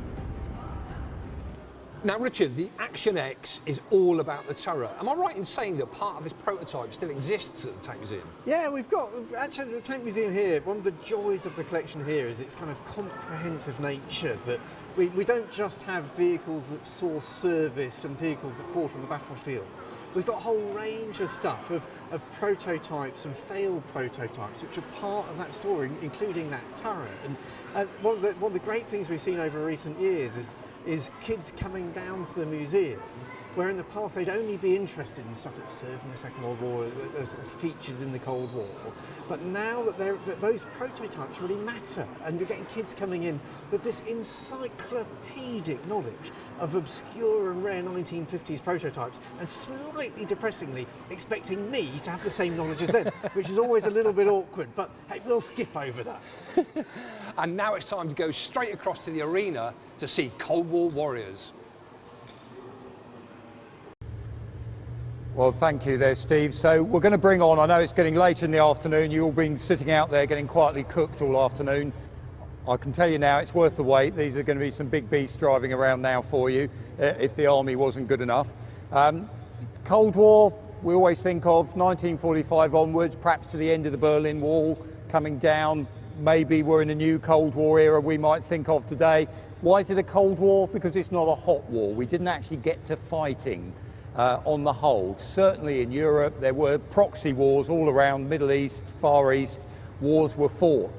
but a lot of military equipment that we see today is a hangover from the Cold War. Tanks that are being sold on, upgraded. They were originally designed for that potential battle between East and West. The Warsaw Pact countries, led by the Soviet Union against mainly, we thought of NATO countries, Britain, America, most of the Western Europe were part of NATO. So again, that idea that when we look at vehicles today, we do teaching here. We have young engineers. Why do vehicles look like they do? Because a lot of them are still thinking of that idea of the type of battle that the Cold War might have brought. I.e., we knew the enemy, where they were coming from, we knew what they got, and we knew it was going to be one hell of a slug in terms of the fighting. So in the West, with NATO countries, we tended to go for very well-trained troops, professional armies on the whole, and we went for sophisticated equipment. On the Soviet side, they went for good equipment, no two ways about it, but they went for mass numbers, huge numbers when you compare some of the vehicle fleets, certainly compared to today. T-54 tank, the tank the Russians started designing at the end of World War II, goes into production, now probably the most made tank of all time. They're looking at figures up to 70, 80,000. Many of those T-54 tanks, amazingly, still work because they were so simple they could either be repaired or they were so crude, there was so little to go wrong in the first place. Now, we're going to start off by showing you some Cold War vehicles. One of those British design classics from just after the end of the Second World War. We saw the Dingo earlier. This is the successor vehicle, also made by Elvis and Daimler. This is called the Ferret. Now, the Mark I Ferret didn't have a turret on the top. Again, good spatial awareness. You could look all around. This is the Mark II with a turret on, and you can see it's got what they call a GPMG, general purpose machine gun in the top there. Early days, it had a .30 Browning machine gun. The best weapon on this vehicle was not that machine gun, it's the radio. Your role in this vehicle was going out, reporting back what you were seeing, where the enemy were, what was going on. If you bump into the enemy, quick burst of machine gun fire and you back out quick.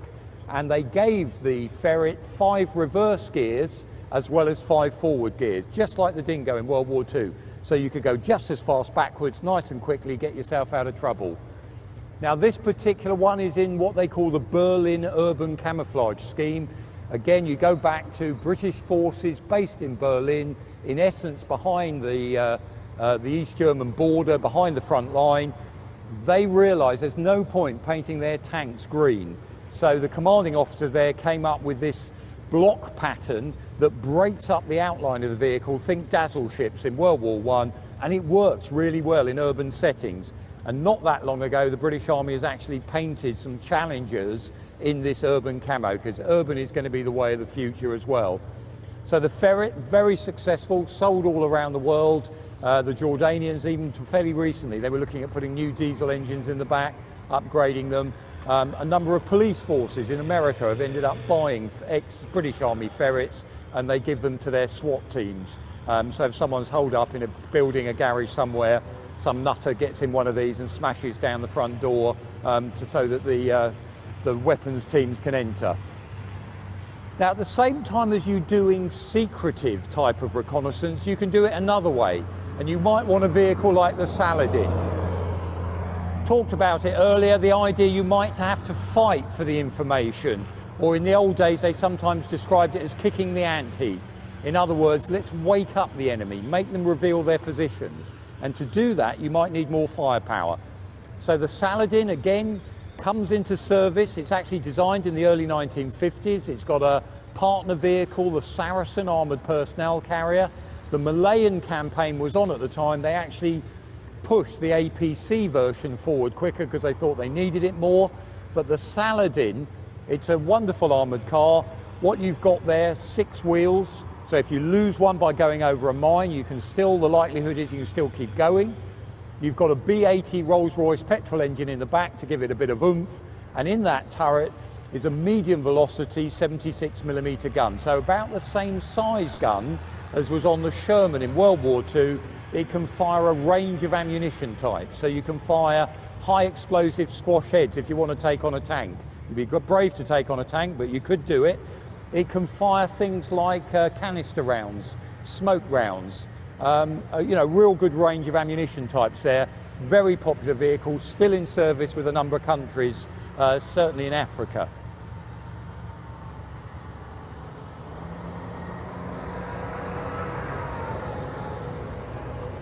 Now, a number of vehicles get sold around the world, or licenses to build vehicles in other countries.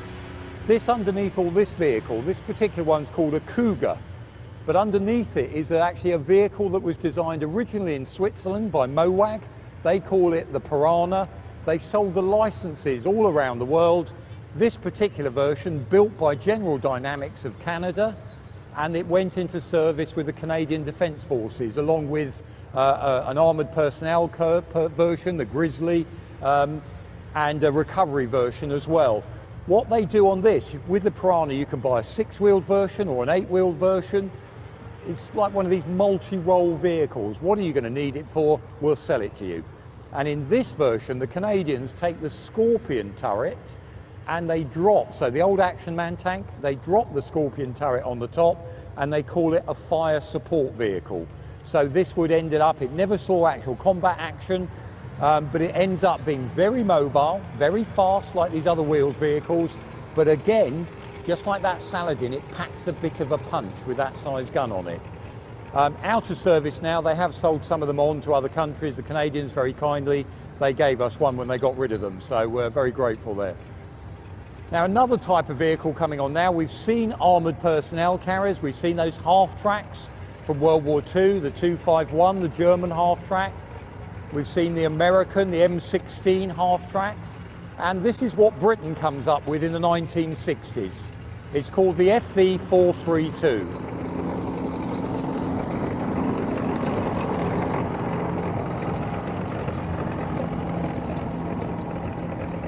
Now, they start making the 432 in 1962.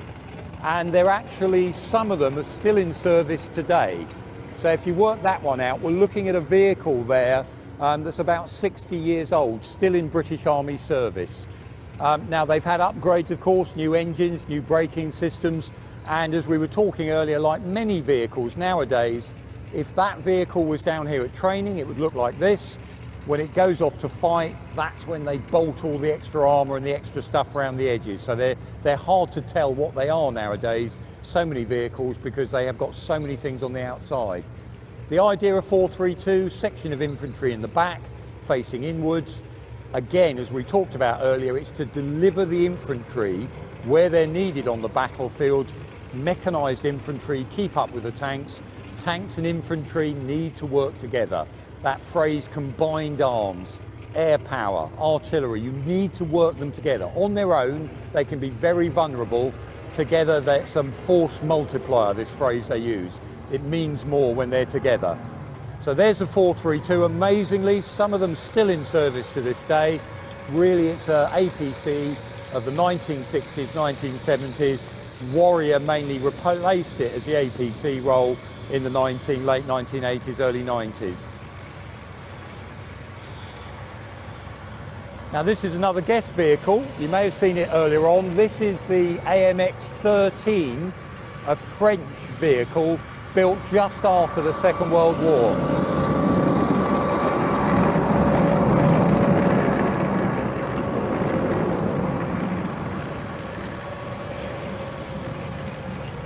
So the French military have to re-establish their arms industry.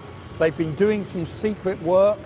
One of their armoured cars they designed in 1939, they hid from the Germans and they start the programme going again. We've got one of those armoured cars, Panhard, over in our Vehicle Conservation Centre. This vehicle, the French paratroopers said, we're going to have something that can take on tanks, but just like Britain, France has still got a bit of an empire. They're going to have to make it air portable. So AMX, the company, comes up with AMX-12, 12-ton vehicle. It ends up increasing in weight, hence AMX-13. It's a 13-ton light vehicle. They start with a 75mm gun. The French copy the gun that was on the German Panther tank, and they put that on a number of vehicles. They start that on the AMX, they then go up to a 90mm. This one, amazingly, has got a 105mm gun on it. We'll look at that 105 gun with another tank in a moment. But it's in what they call an oscillating turret. The top of the turret goes up and down with the gun. It's pinned at one place, so it goes up and down that way. It means they can strap an auto-loader to the roof, 6 rounds on either side of the gun. It can fire through those rounds, armor-piercing or high explosive, but then you've got to go and disappear off to reload. So only 12 rounds before you need reloading. And again, it was sold many countries, relatively cheap. Many countries took it into service, many upgrades over time. The Israelis used it. If they went up, as they did in 1967, they fought other tanks with AMX-13s. They immediately took them out of service because, quite frankly, they were useless because you hadn't got the level of protection that were needed. If you're fighting people without tanks, no worries.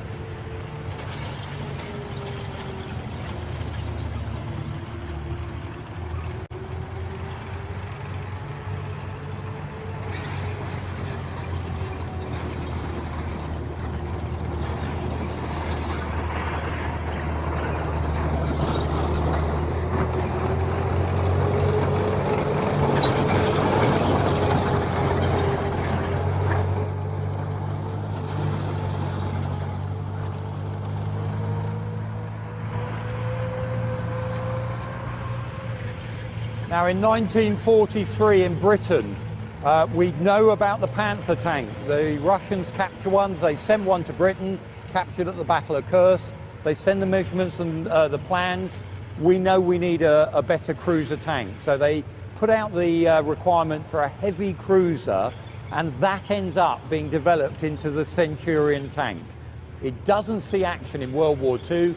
It's rushed out to Germany in May of 1945, misses the end of the war by a few weeks, but it becomes probably the best post-war tank for at least 10, probably 20 years.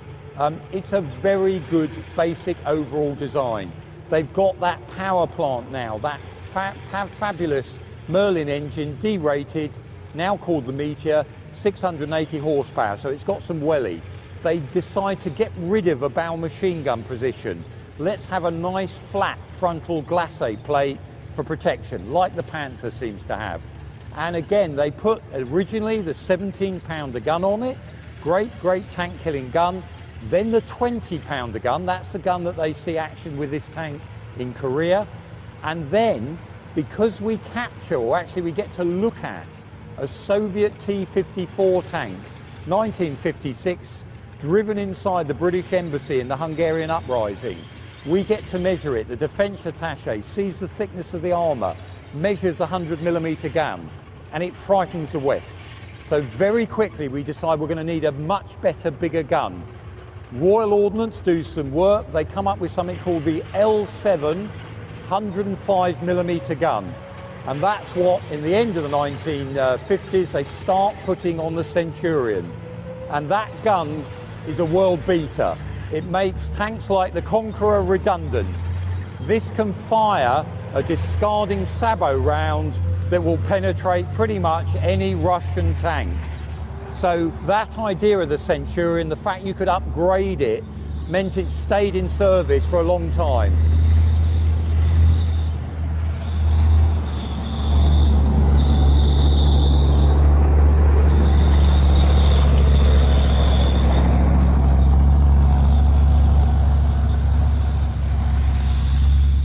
Now, many countries that bought or used the Centurion, when the time came to replace the Centurion, like this one is a Canadian Leopard here driving around. The Canadians had Centurions.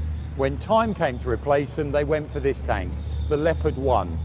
The German militaries reformed in 1955. America supplies tanks. They buy vehicles from around the world, but they start their own design programs.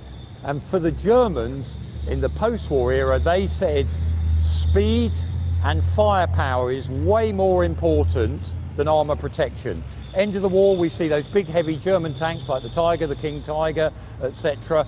They forget all that. They go, no, we want mobility, speed on the battlefields, what's going to make us survive.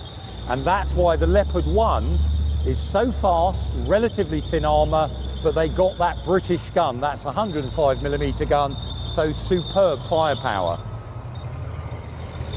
And this particular Leopard 1, as I mentioned, it's got the maple leaf you can see on the side of the turret, used by the Canadian military. And I always like telling this story. The Canadians took their Leopards out of service in the early 2000s. We said, could we have one? They gave us two. Really lovely. Then they went to fight in Afghanistan, realised they dropped a big one and had to buy Leopard tanks back from the Germans, because if you haven't got a tank, you start realising very quickly you need a tank.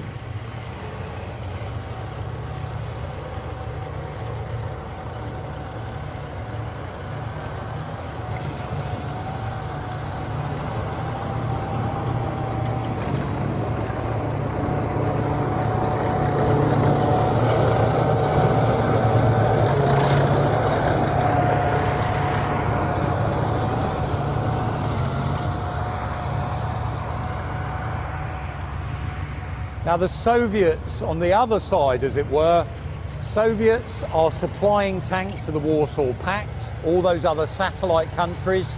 The Soviet tank design is evolutionary. They tend to put a bigger gun, better armour, probably the same engine so often on their vehicles, these frying pan shaped turrets. And this particular tank is not actually a Russian tank. It's a Russian design that was handed over when China and Russia were pals at the beginning of the 1950s.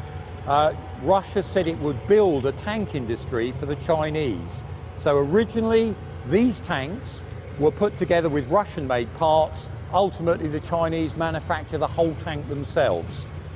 Now, this tank is called a Type 59. So Type tanks are Chinese copies of earlier Russian tanks. So it's a Chinese copy of a Type 50 or a T-54 tank.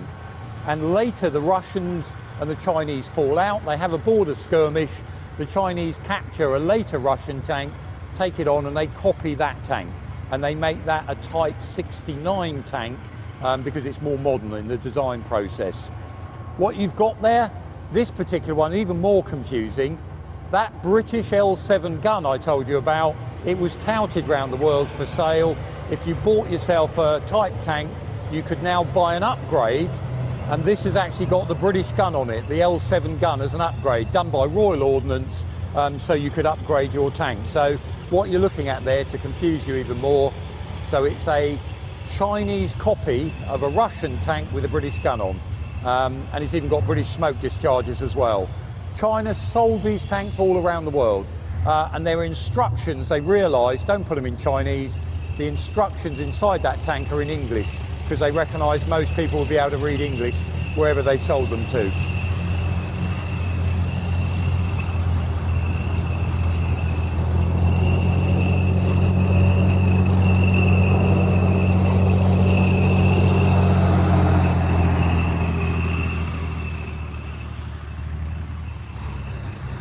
Now the Americans, World War II, the end of the Second World War, they're starting to get their Pershing tanks to Europe, and that begins a family of tanks that really they then call the Patton family, M47, M48. They're evolutionary design. Like the Russians, they look similar, they just get bigger each time. And this in the family is the last one built, the M60. And as you look at it driving around, whopping great cast hull, cast turret, that yet again, that British L7 105mm gun, best gun going, so they're going to use it. The Americans actually put it on their first Abrams tanks as well, that 105mm gun, and it just gets bigger. It's a huge, great tank, Continental diesel engine in the back of it, last generation of a big heavy tank made with cast armour. The next generation is going to have laminates, layers of material that offer better protection for the weight involved. Now this M60, you can see on the top, the commander's almost got a mini turret. That's got a 50 caliber machine gun in, but it also means he can turn that turret and look for targets whilst the gunner is actually firing at an original target. So this hunter-killer system, look for the enemy, look for what you need to fire at, whilst actually the killer bit is the gunner who's actually picking off those targets in due course. And on this one, it's got a white light, a searchlight above the barrel for night firing. Before infrared comes in, you can see there's an infrared light on top of that Centurion tank. The trouble with infrared is when you turn it on, it can be detected, so they'll know you're there. Thermal imaging can't be detected. That's where they're taking the light and actually improving the light inside the vehicle. Infrared, it's basically pumping out a ray that can be detected, so there's problems there. Now, unfortunately at the moment, we don't actually have a running Chieftain. We've got a trouble, but we thought it'd be wrong not to let you hear down the end there. That noise is actually the Chieftain L60 engine, but this is in a Chieftain recovery vehicle, the Chieftain ARV. And that vehicle there, again, we saw it with the Challenger recovery vehicle earlier. If you're going to recover a tank on the battlefield, you need a good winch, you need holly bones, those metal bars that they can attach to another vehicle, and also carrying spare engines. What they don't tend to do with tanks, instead of trying to fix the engine, great if it's something simple, but it's an engine or a pack lift, out comes a whole engine, in goes a whole new one, and hopefully within a couple of hours off you go again. And the speed of that engine change is obviously very important to the military, so they practice that, they get good at it. Dozer blade on the front to anchor you into the ground.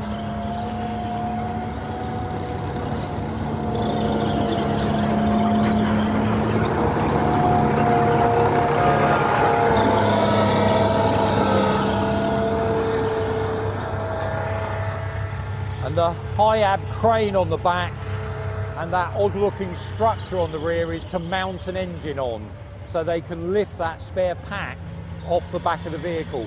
They could also tow a whopping great trailer that could take a couple of spare engines in the back as well. So mainly crewed by REME, Royal Electrical Mechanical Engineers, who are basically trying to keep as many of the vehicle fleet going as possible, so you've got enough vehicles for the following day's battle. Really important. Again, same in World War II, keeping vehicles back into service. Which is, you know, so that the vehicle numbers, the fleet size is kept up. Now, we've got a bit of an oddity here. It's built during the Cold War, but it wasn't aligned. It didn't, again, Sweden, Switzerland, non-aligned countries. They weren't necessarily going to say, we're going to fight with NATO, but they were certainly worried about the Russians. So, again, in this particular case with Sweden, they come to Britain to say, can we buy Centurion tanks? At the time, originally, we were fighting in Korea. We didn't have enough spare, so they start their own tank programs. And this particular vehicle, this is what they call a tank destroyer. So they start making that famous wedge of cheese, the S-tank. This particular one is called the IKV-91, and it's built with the Swedish countryside in mind. It's got heaters for the engine. Sweden gets very cold in the winter. It's amphibious because there's lots of lakes. This can actually go across the water quite easily with very little preparation.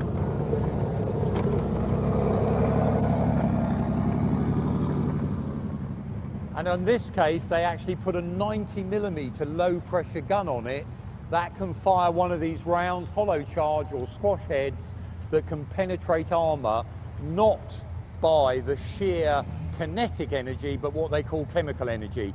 It ends up blowing up a cone of hot liquid jetting forward.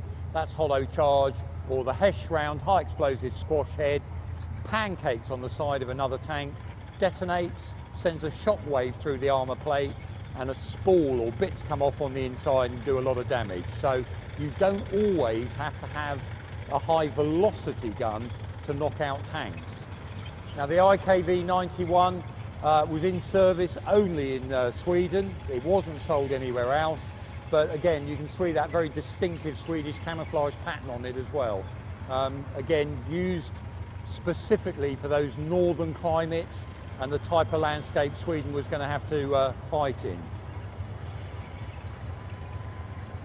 Now, another country, neutral, Switzerland, again wanted to buy Centurions from Britain. Again, they have to start their own tank program waiting for our tanks. So this is what the Swiss come up with. It's called the PZ-61.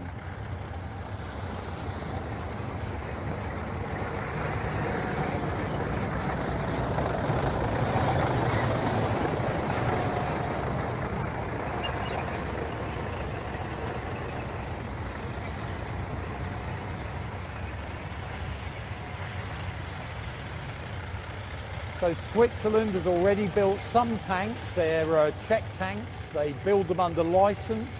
But this is their first really indigenous design. And again, thinking of Switzerland, narrow roads, mountainous, they make the tank narrower than normal tanks.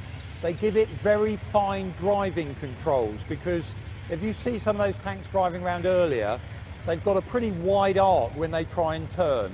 This thing, they couldn't risk that on a mountain road and have the driver go off the edge. So it's got a very sophisticated steering system so it can traverse those narrow roadways safely. And what do? They get the gun from Britain again. So yet again, here we go, that's the L705mm gun. The only thing, they build it under license in Switzerland, the only thing they have to import is the engine. And basically they went for a Mercedes bus engine, because again, very sensibly, they knew that Mercedes bus engines used all around the world, they'd be able to buy spare parts from someone. So the Swiss, again, neutral country, big armed force, lots of defence companies based there, because again, we were saying earlier, there's no point saying you're neutral if you don't have an army, because then you become irrelevant. You've got to be able to defend your neutrality.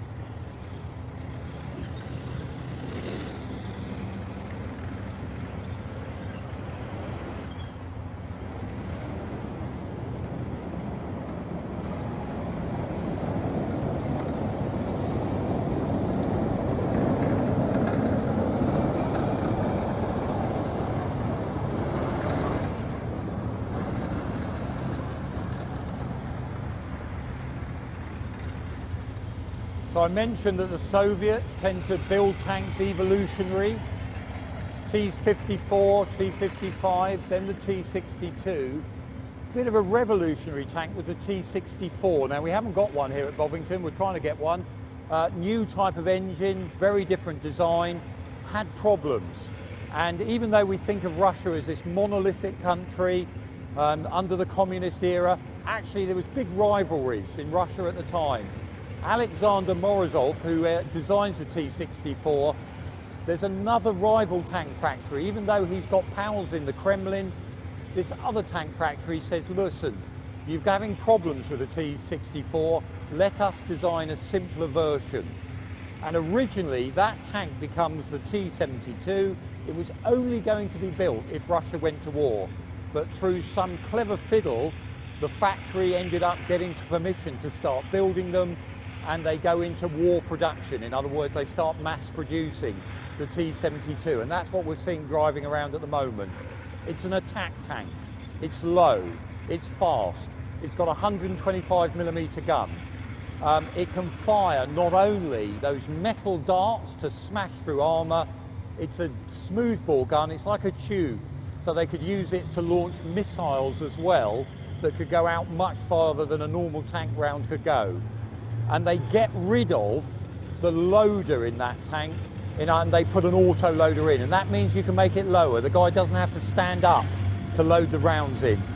Very effective vehicle, again, sold on around the world. This one was captured in the Middle East, and you can see, still very impressive looking bit of kit.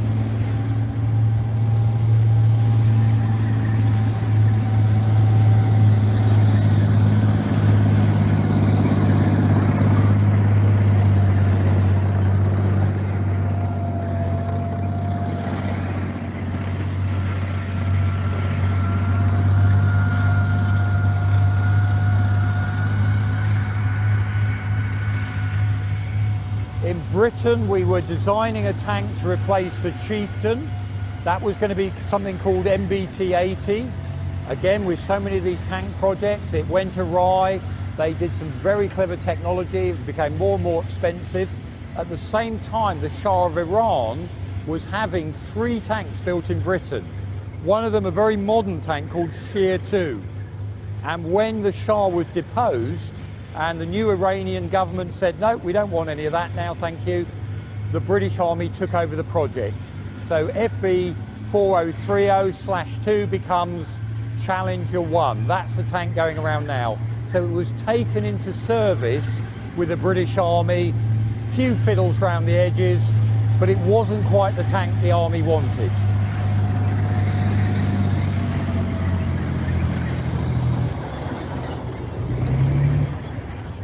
Now, Challenger 1 actually saw sterling service. It gets to fight in the First Gulf War. It actually has the record for the longest tank-on-tank kill that's ever been done. But Vickers in the background realised it wasn't the tank the Army wanted.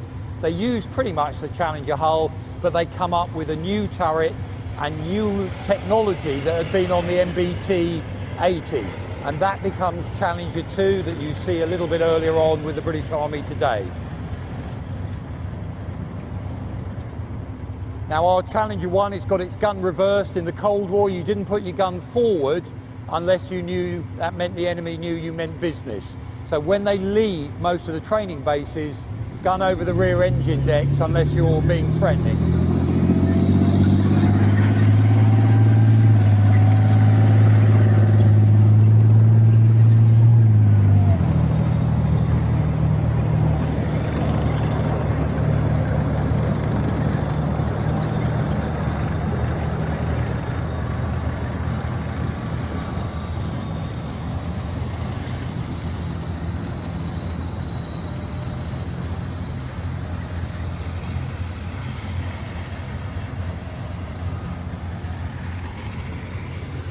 I mentioned how these Cold War vehicles, they still influence what's going on fighting around the world.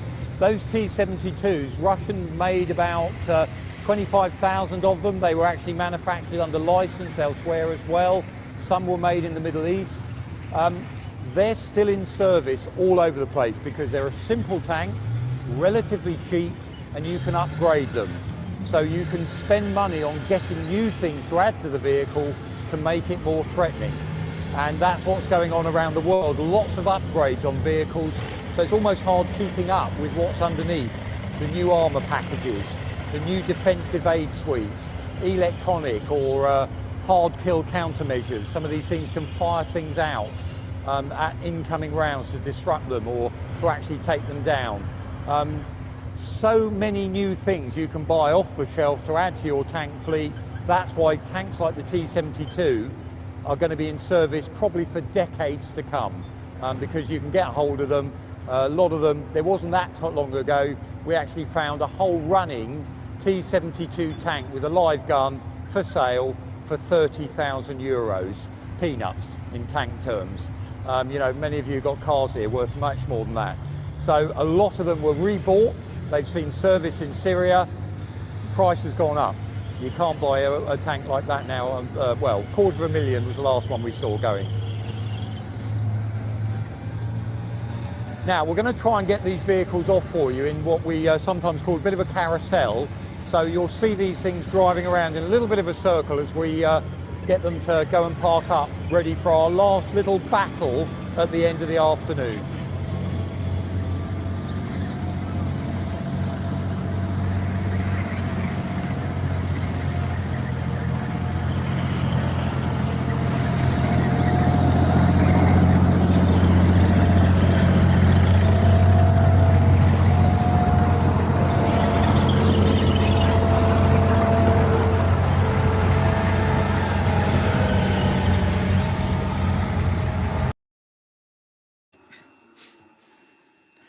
You're watching TANKFEST live from the World of Tanks stage here at the Tank Museum in Bovington in the south of England. That was David Willey, our own curator, talking about the Cold War warriors. And it's kind of this golden age of tanks where that was the measure of military power. And it included what for me was the most authentic display of a chieftain gun tank that I've ever seen, because it was broken down in the workshop.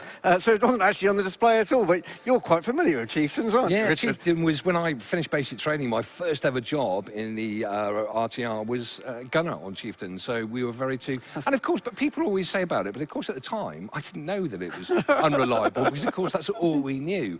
But arguably, it was, you know, it was the best main battle tank at that particular period of time, and a fantastic gun, especially when it had a very young Trooper Cutland behind there. A master of his craft. A master of the craft. But yeah, very strange period for us. I mean, a lot of the time, obviously, back in the 80s, it was all about this Russian threat. It was all about, I was based in Germany at the time. We would crash out on a weekly basis up to our fire positions and basically stay there. But there was a phrase always about chieftain, which I loved, was, it is the best tank in the world as long as it broke down in a good fire position. Which is, you know, to be fair, very, very true. Great armour, great gun, British Leyland engine. British Leyland engines, yes, it was a bit of a problem. We're very pleased now to be able to show you. It's a while ago, we'll let you see the video, then you can, we'll have a little discussion about it. But a while ago, we got invited to a place called drivetanks.com in Texas. And the opportunity was there was to actually live fire a T-34 on a Sherman, which of course, in Europe, it's just unheard of. This is a little snippet. It's not the whole video, but it's a little snippet of this video. And I would sum it up, really, the whole experience there as just a lot of fun. So please enjoy T-34 versus Sherman head-to-head.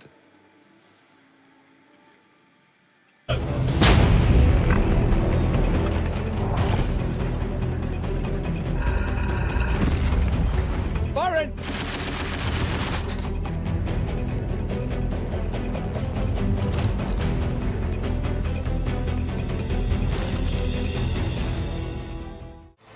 Tanks were designed with one purpose in life, and that was to break things. Now, there are two things that I really hate. The first is reality TV, and the second is Mondays in the office. So let's put an end to both of these.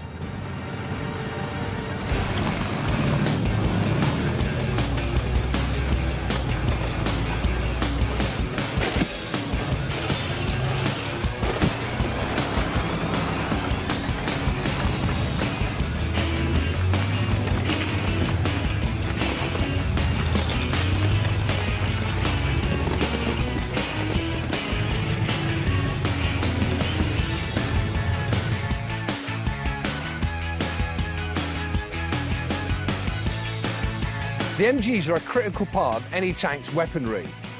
Some are better than others. This is one of my personal favourites, the world-famous Browning 50 cal. Let's try it.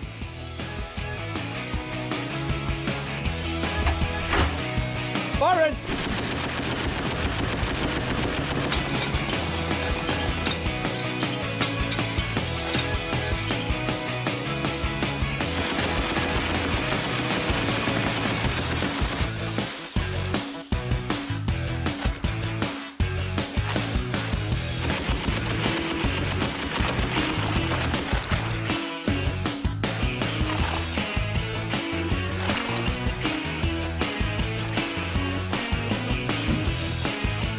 Firing!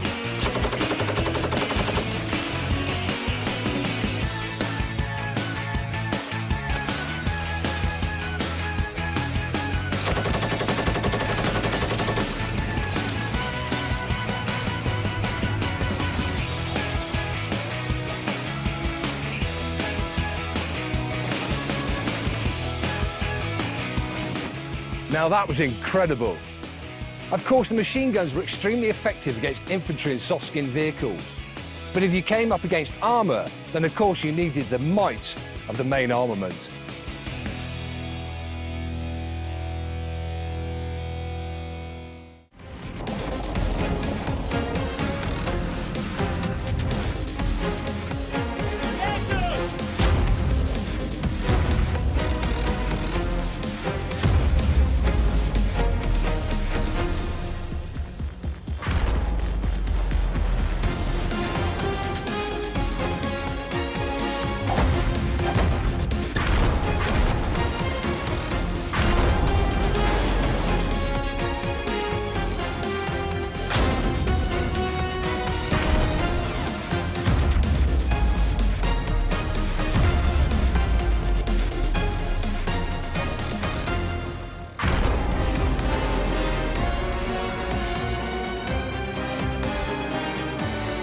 As you can see, both of our vehicles from exactly the same range have hit accurately with all their rounds.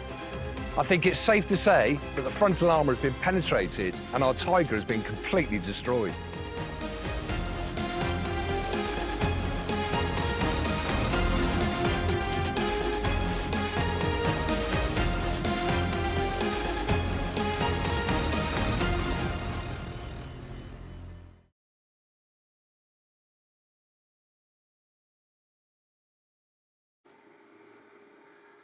Now, I'd like to say that no innocent beverages were harmed during the making of that video, but that would clearly be a lie, but that looks absolutely awesome. What else did you do? I knew you were going to mention about the beer. I thought, what a waste of beer, actually. You look back at it... What a tragic waste. What a tragic waste. It was incredible. I mean, as I said before, I'd sum that video up as just a whole lot of fun.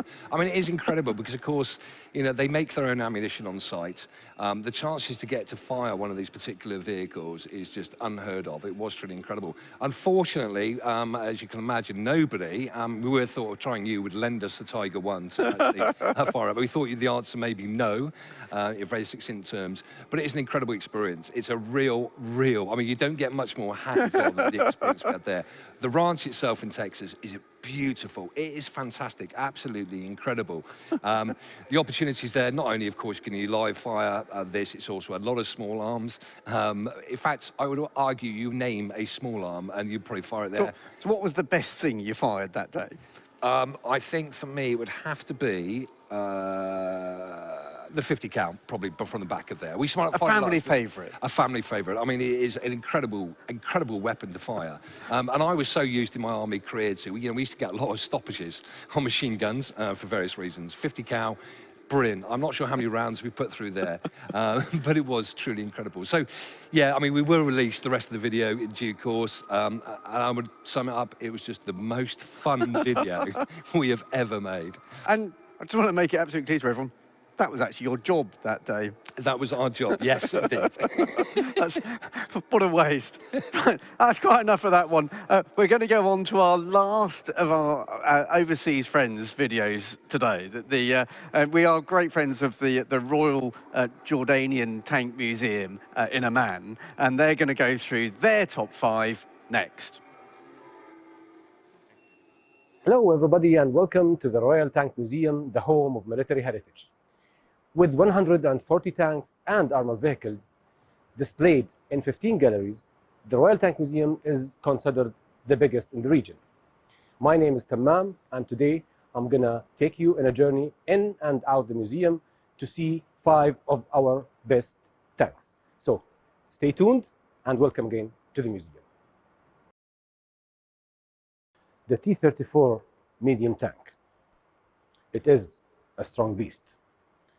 80,000 of different variants were produced during and after World War II.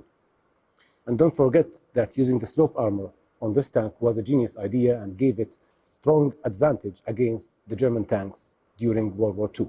Let's go see another tank.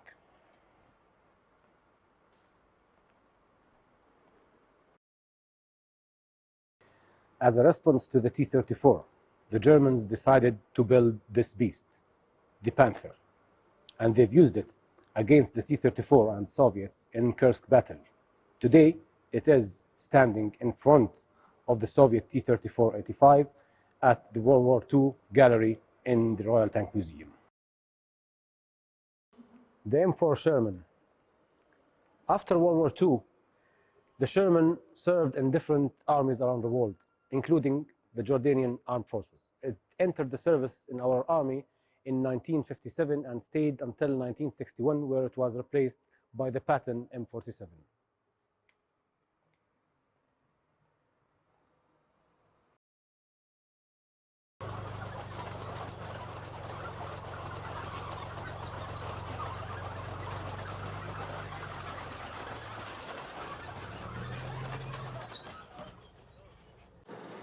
It never fought in a battle in Jordan, but Khalid tank, or shall I say chieftain, is very unique for us Jordanian, as His Majesty King Abdullah II served on this tank during his service as the commander of the 2nd Battalion in the 40th Brigade.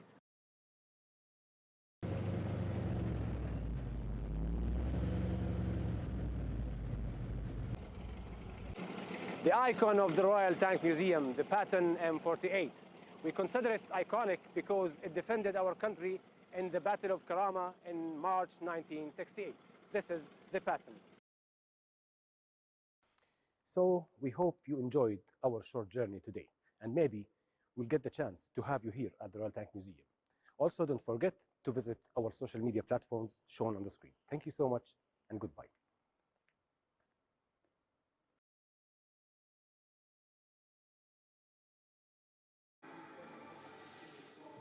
And what a wonderful collection they've got there in Jordan, and the building itself is just spectacular. You've been there as well. Yeah, it was, like you say, I mean, it almost takes your breath away. The design of that is just unbelievable. Like you say, the museum, beautiful.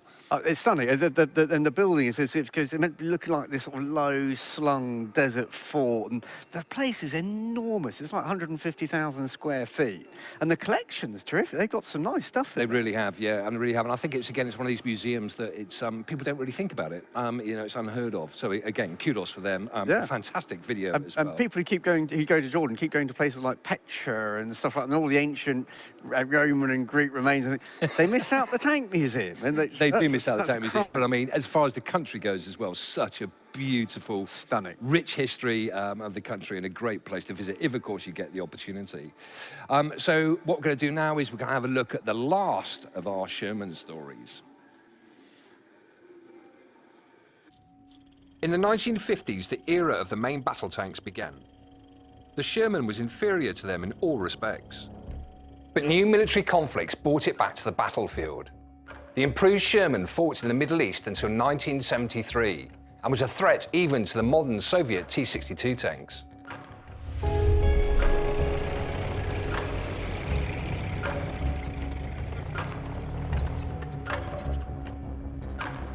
The new Sherman story begins in 1948, when the Israeli Defense Force was created. The new army needed tanks. The first Shermans came to Israel in a funny way. Shermans were purchased mainly from scrap dealers and put back into operating condition. It wasn't difficult to rebuild the running gear, but to get the guns was a huge problem. That's why the Israeli military was very interested in the French upgrading projects for the Sherman revalorisé. In 1955, the first Israeli-French project, the Sherman M50, appeared. The French designers swapped the old suspension with the horizontal veloute spring suspension and replaced the engine. But most importantly, they installed a new 75mm gun from the French AMX-13. This was a shortened version of the German Panther gun. To install a new gun in the original turret, the designers had to cut off the back of the turret and weld a new large bustle. The initial velocity of this gun was 975 meters per second, which together with modern rounds increased the armor penetration of the improved Sherman. This French gun was installed on another interesting version of the Sherman. The Egyptian army ordered an unusual hybrid of the M4A4 and the Tower FL-10 from the AMX-13 from the French designers. With the new gun, the Egyptian Sherman also received an autoloader with 12 rounds. This greatly increased the rate of fire and allowed them to reduce the tank crew from 5 to 4 people. However, after the tank fired off all 12 rounds, it needed 15 minutes to reload. In the early 60s, the Israeli army needed a tank capable of penetrating the Soviet T-55 at a comfortable distance. The most convenient solution was another improvement of the Sherman. This time, the French designers installed the 105mm gun from the AMX-30 on an American tank. To make this possible, they reduced the barrel length and installed a large muzzle brake. This new tank was named the Sherman M51. These late modifications of the Sherman were used a lot in the Arab-Israeli conflicts. They fought with both the tanks of the Second World War and with more modern opponents. According to records, a Sherman with a 105mm gun and heat rounds was a serious threat to the Soviet T-55 and even T-62 tanks. Despite its shortcomings, the Sherman is the legendary tank of World War II. The great flexibility of the Sherman design allowed it to be upgraded as needed. Even 30 years after its first battle in El Alamein, the Sherman was a worthy opponent for modern tanks. The M4A1, Easy 8, Thunderbolt 7, Firefly, Fury, Rue l'Elysée and other modifications of the Sherman in World of Tanks illustrate the journey the Sherman has made. Now that you know the history of this legendary vehicle, try it in World of Tanks.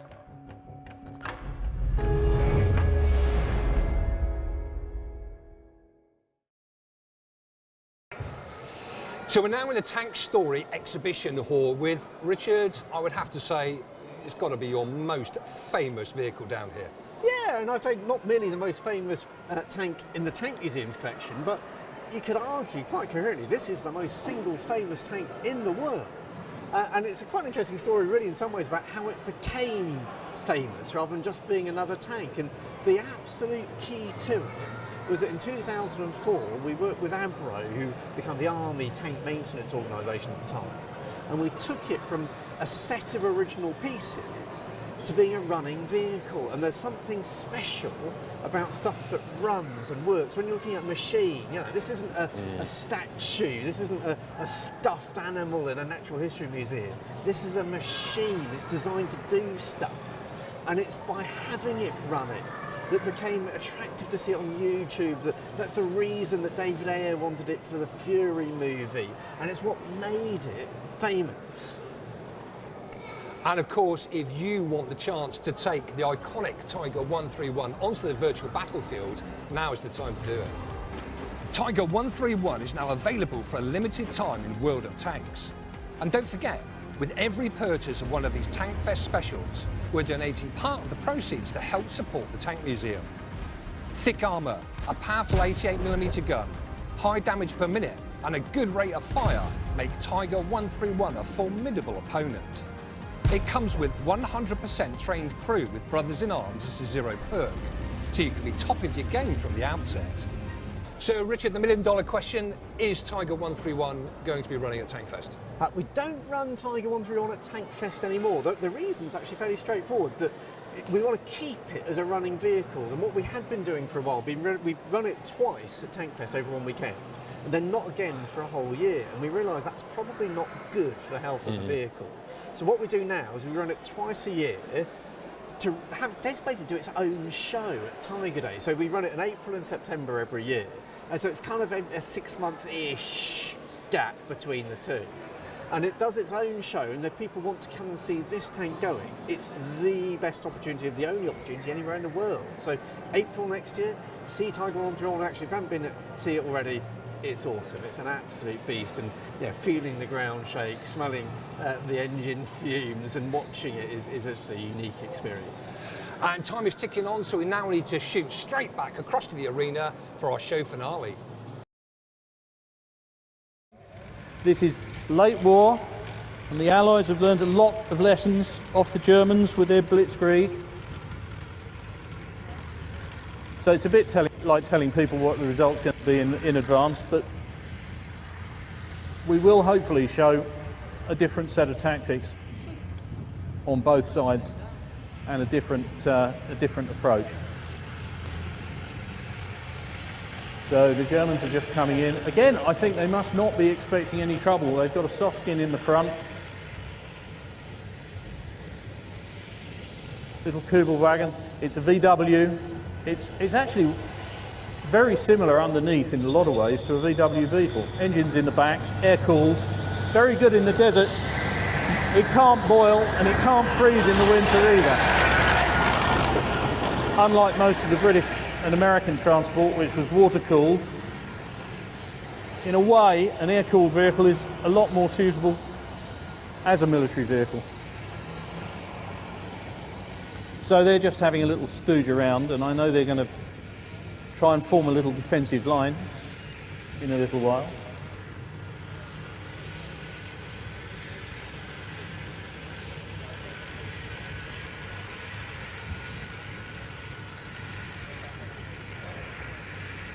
Germans had a curious army really, because even right at the end of the war, most German B-echelon transport was horsed.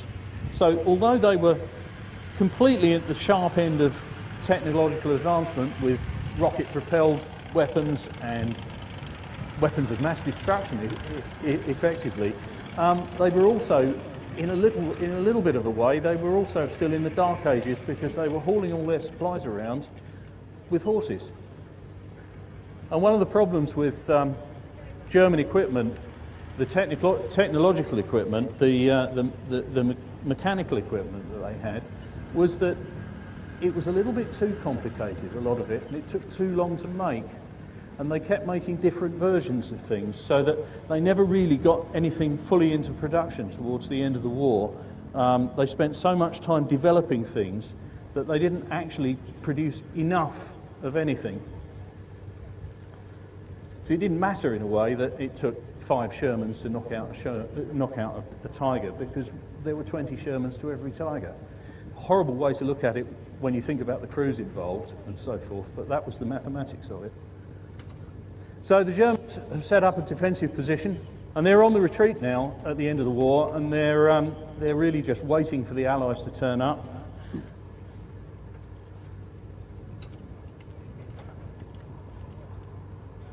And they're just fighting a delaying action, really. Their morale was fairly low, and they didn't have much in the way of air cover towards the end of the war. They couldn't just whistle up Stukas in the way that they did during the Battle of France and so forth, because Allied air superiority was so complete.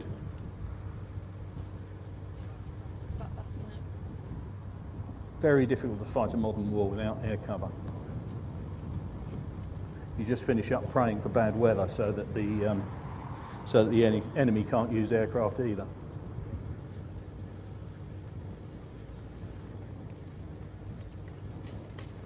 So they're setting up their machine gun so that they've got a good field of fire, and setting up a forward OP.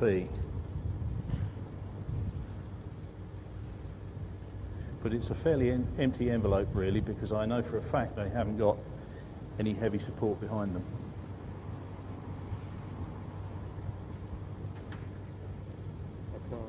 So it's just a waiting game now, ladies and gents.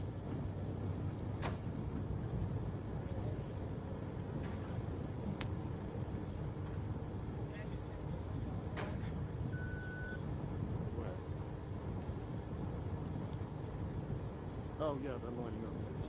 Very pressing there.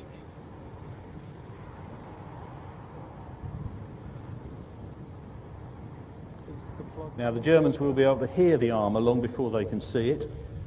Now we're having to suspend disbelief a little bit because we can see everything here, there is no cover. However, you can see a puff of smoke from a tank coming up through the trees, you can hear them, they know what's coming.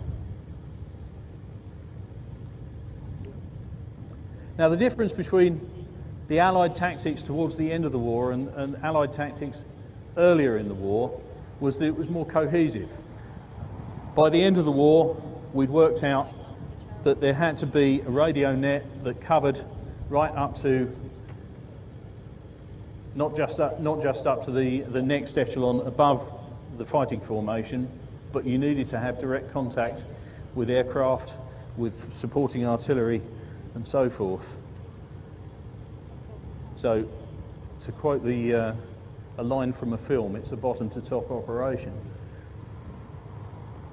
And the radio operator in an infantry platoon needs to be able to talk to artillery, needs to be able to talk to pilots. That was what the Typhoon cab ranks were all about, where the RAF had Typhoon, rocket-firing Typhoons, and they were controlled by forward air traffickers who were in the loop with the infantry on the ground in the front line. So the Americans are pushing forward just to see what happens, give the enemy a prod, see how hard they prod back. And they're nicely spaced out. Come on lads, keep spaced out, or that Spandau will take all of you out all at once.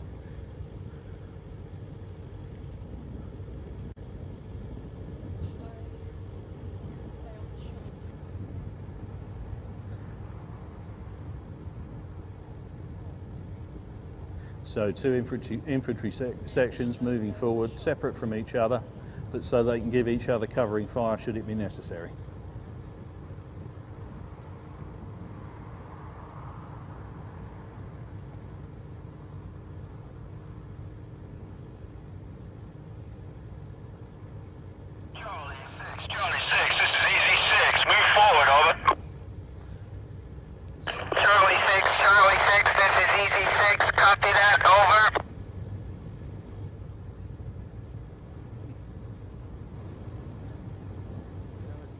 one section covering the other. Each section is in wireless contact with the other, and contact.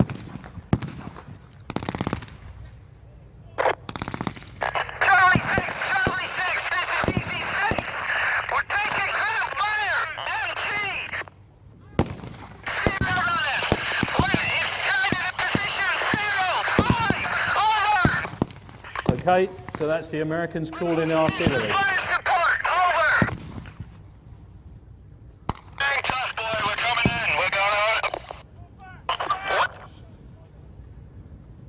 They'll have armour behind them very, very shortly.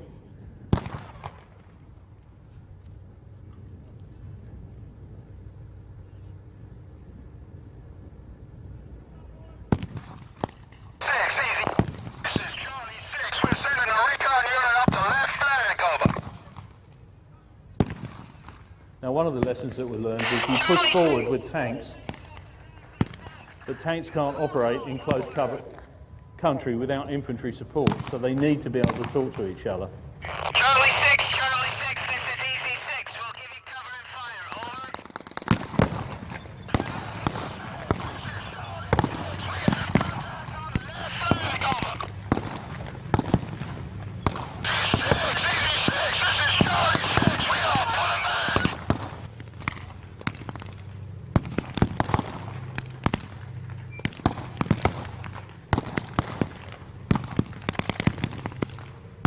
So at this stage, the Germans sound as though they're doing all right. But the problem is, the Americans have got a troop of Shermans. And unless the Germans can get close enough, there's not much they can do with the Panzerfaust.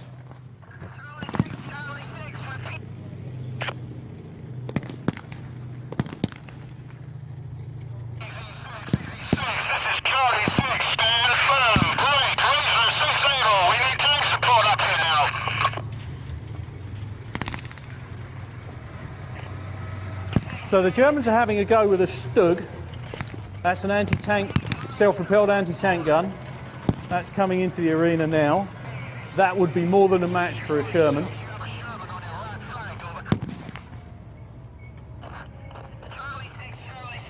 But there's only one of them. And there's more than one Sherman. Okay, so the Americans have lost the first Sherman to the Stug.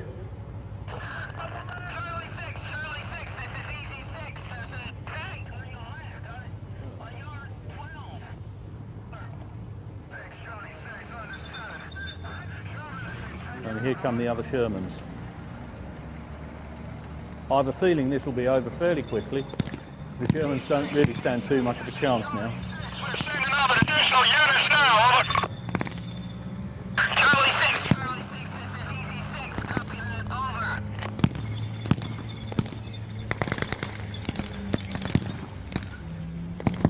Now the Americans have also got handheld anti-tank weapons.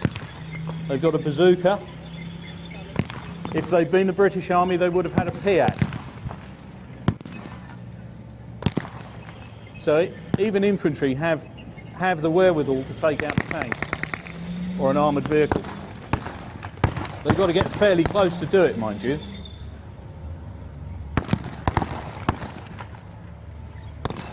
The Stug reversing back out of range. He realises he's quite vulnerable. They were a weapon that was only really capable of being used in ambush. Once their cover was blown, there wasn't really an awful lot they could do against the tank.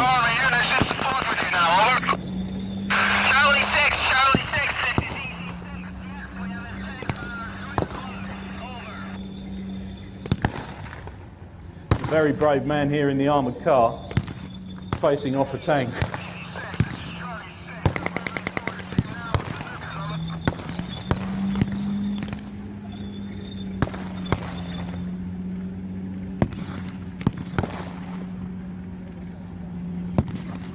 So the Americans have established a mortar position now.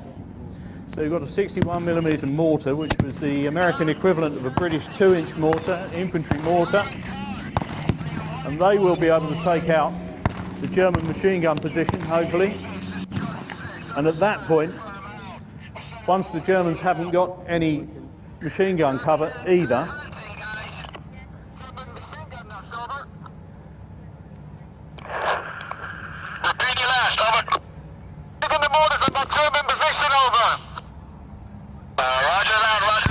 so they're called mortar in onto the machine guns. Close, possibly not close enough, but the next one will be.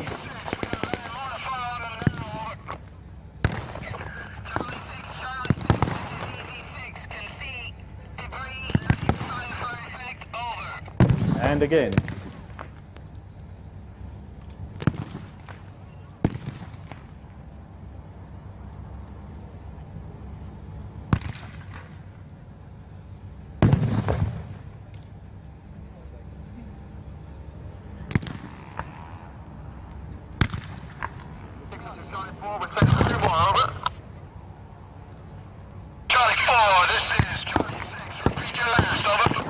So that's effectively ended the game for the Germans, really. All their close support weapons are gone or unable to be deployed. It's a little bit sheer weight of numbers in that, as I was saying, there were more Shermans and more equipment than they got access to, but it's also the way they were used. Walkie-talkie comms, something that only really came in halfway through the war. It makes infantry and tank cooperation and tactics so much easier. Part of the problem with the First World War was the communications were not as good as the weapons, so that armies were still using pigeons and telephones and things that just really weren't reliable in the field.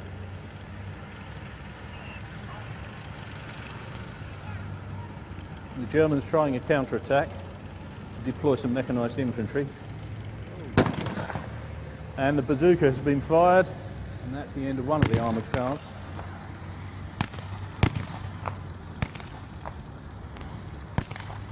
We're talking to a British armoured car veteran, a West Country boy, 43rd Recce, many years ago, and he said it was sometime around about 1957 before he could drive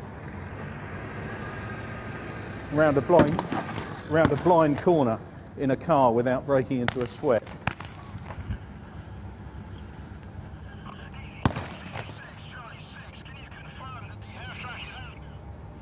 So it's all over for the Germans really this time. Don't know whether there'll be any prisoners to be taken. The machine gun crew don't look too healthy. But the Americans will move off with the tanks and infantry and support. Move forward through the German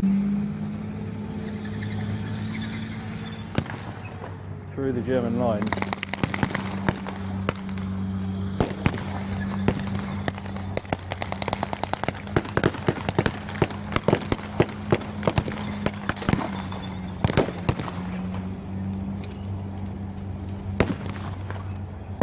Oh yes, we've got some German prisoners being taken.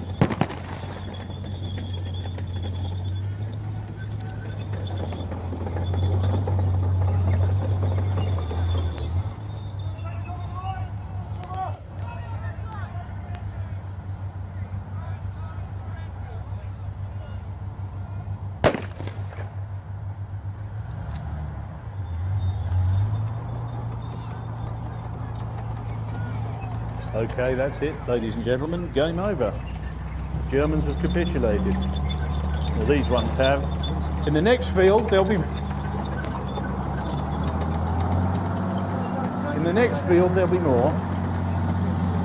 That was the nature of the Bocage country in Normandy.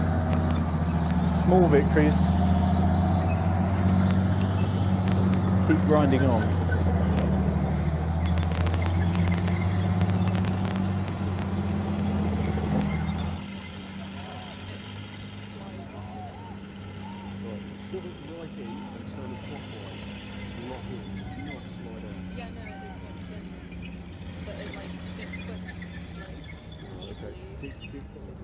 See what you can do.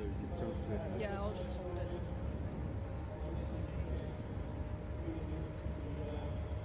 worthwhile for intelligence passed back along the line and sent back into the cage.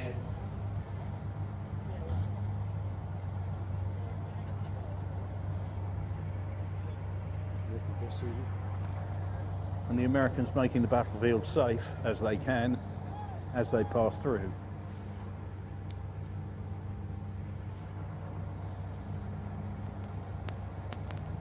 Thank you very much, ladies and gentlemen. That was our second arena battle for the day.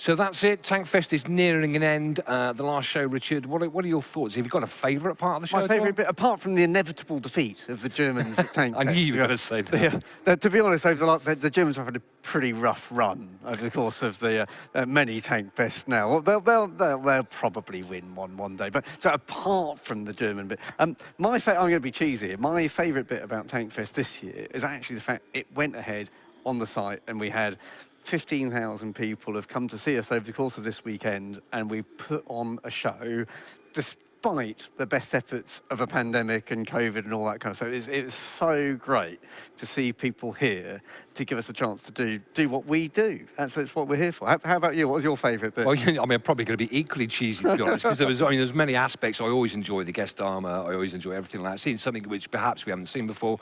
But I have to say, yeah, for me, it was literally catching up with like-minded people again. It was the chatting to everybody. It was the passion, and you could generally see that obviously a lot of people. It's the first time we've all been, about. It's so lovely to see it coming. And I have to say, I mean, I'll take this opportunity now, perhaps, to just thank you, the staff, all the volunteers that are involved in this for putting this all together, because I know it's been a really tough TANKFEST for everybody to get their heads around. It's been hard work, but it's been great to do. And again, thank you for the World of Tanks support, and you're part. We see you as part of our team.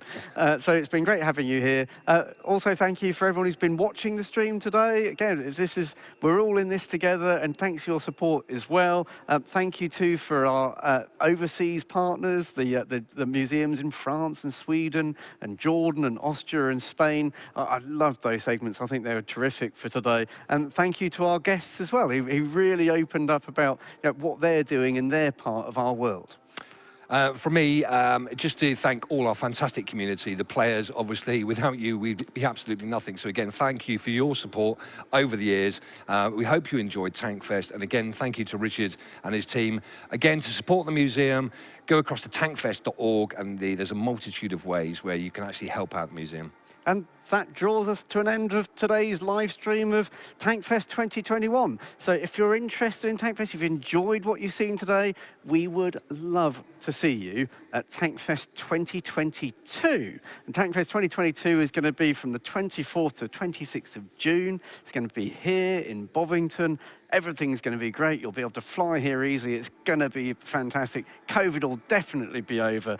Tickets are going to be on sale from October. So if you want to get tickets, keep an eye on our website, subscribe to our email, sign up, and we'd love to see you next year.